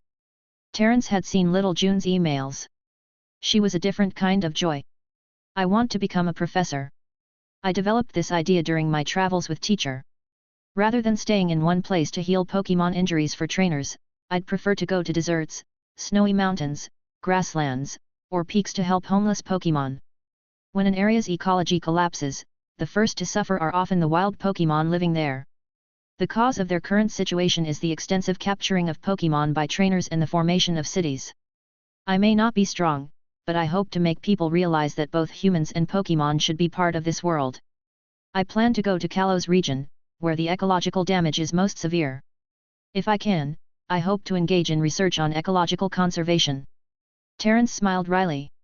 This little girl was a real 10 years old, but her awareness made Terence feel a bit ashamed. Perhaps family background and the environment where one grows play a role. Each person has their own unique ideas. Terence heaved a sigh and could only silently wish little June well in his heart. As a gentle breeze blew, he glanced back at the gradually shrinking Hone mainland. The image of the MT coronet, which spans the entire Sinnoh region and divides the Sinnoh mainland into east and west, appeared in Terence's mind. Goodbye, Hone. End of Volume 1. Chapter 49, Snowpoint City. Sinnoh region has many unique landmarks. They include tourist attractions like Hotel Grand Lake and Amity Square, as well as natural wonders like the 4 Great Lakes and the lush and deep Eterna Forest. But without a doubt, the central landmark of Sinnoh region is MT Coronet. Standing in the middle of Sinnoh, extending from the barren lands in the north to the end of the mainland in the south, MT Coronet divides the entire Sinnoh region in two. Snowpoint City. Known as the City of Snow and Glittering Ice, it is covered in snow throughout the year, thanks to the snowfall from the peak of MT Coronet, which keeps the temperature low. Outside the Pokémon Center, a young boy exhaled white breath, his head almost retracting into his neck, his body trembling incessantly. I was careless. I actually forgot about the weather of MT Coronet. The boy with brown hair was wearing only a shirt, completely out of place among the people around him who were bundled up in thick clothes. This instantly darkened his expression. Master Victor, didn't even remind me. Terence felt despair. After arriving in Sinnoh, his second stop was Snowpoint City. Crown Academy is located in the northern part of MT Coronet, an area with sparse population, with Snowpoint City being the main region.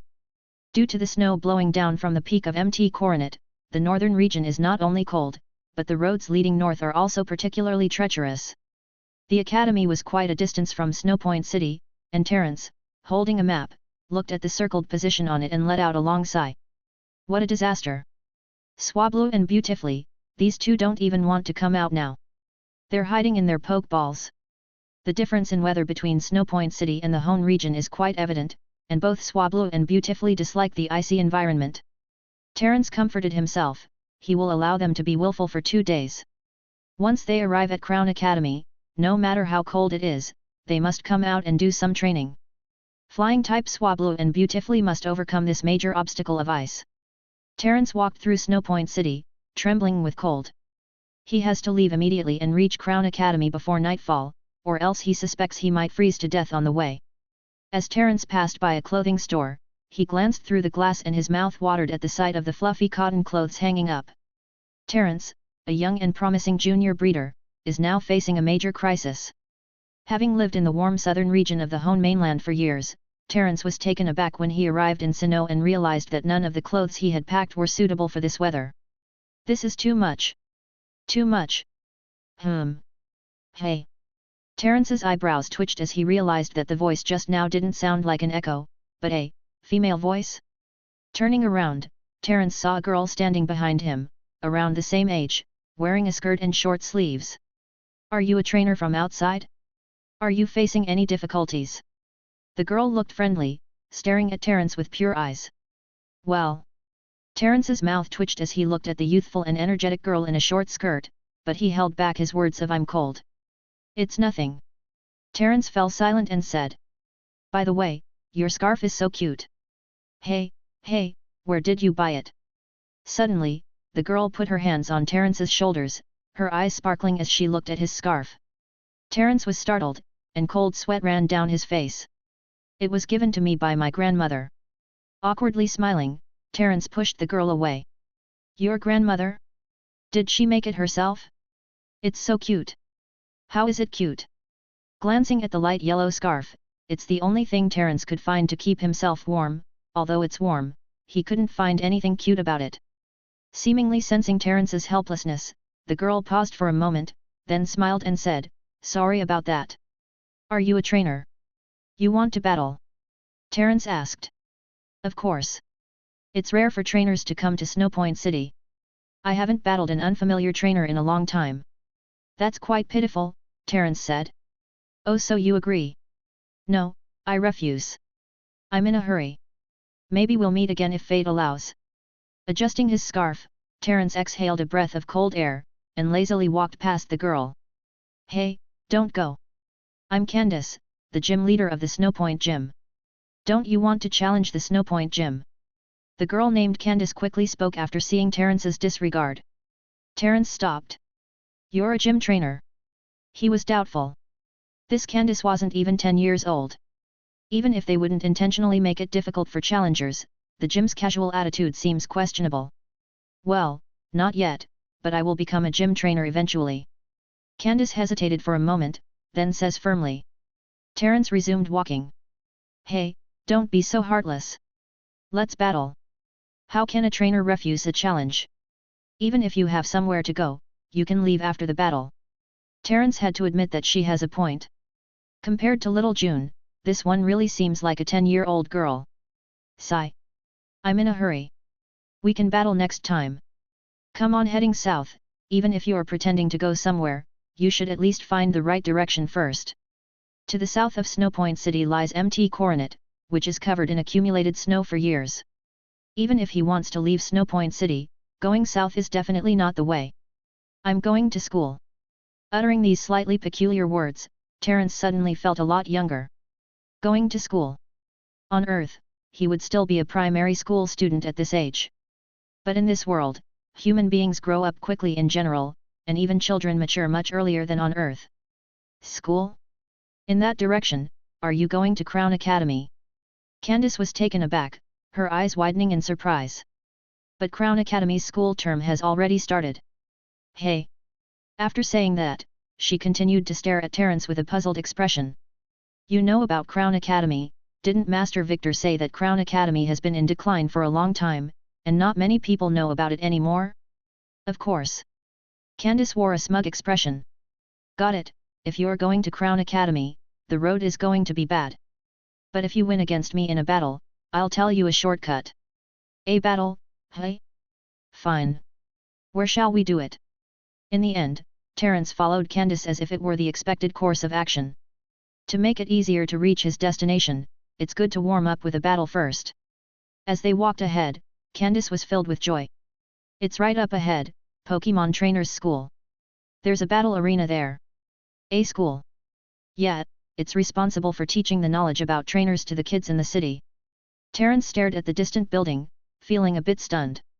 Doing something like that. Even in a city, there probably aren't many families who support their children becoming trainers.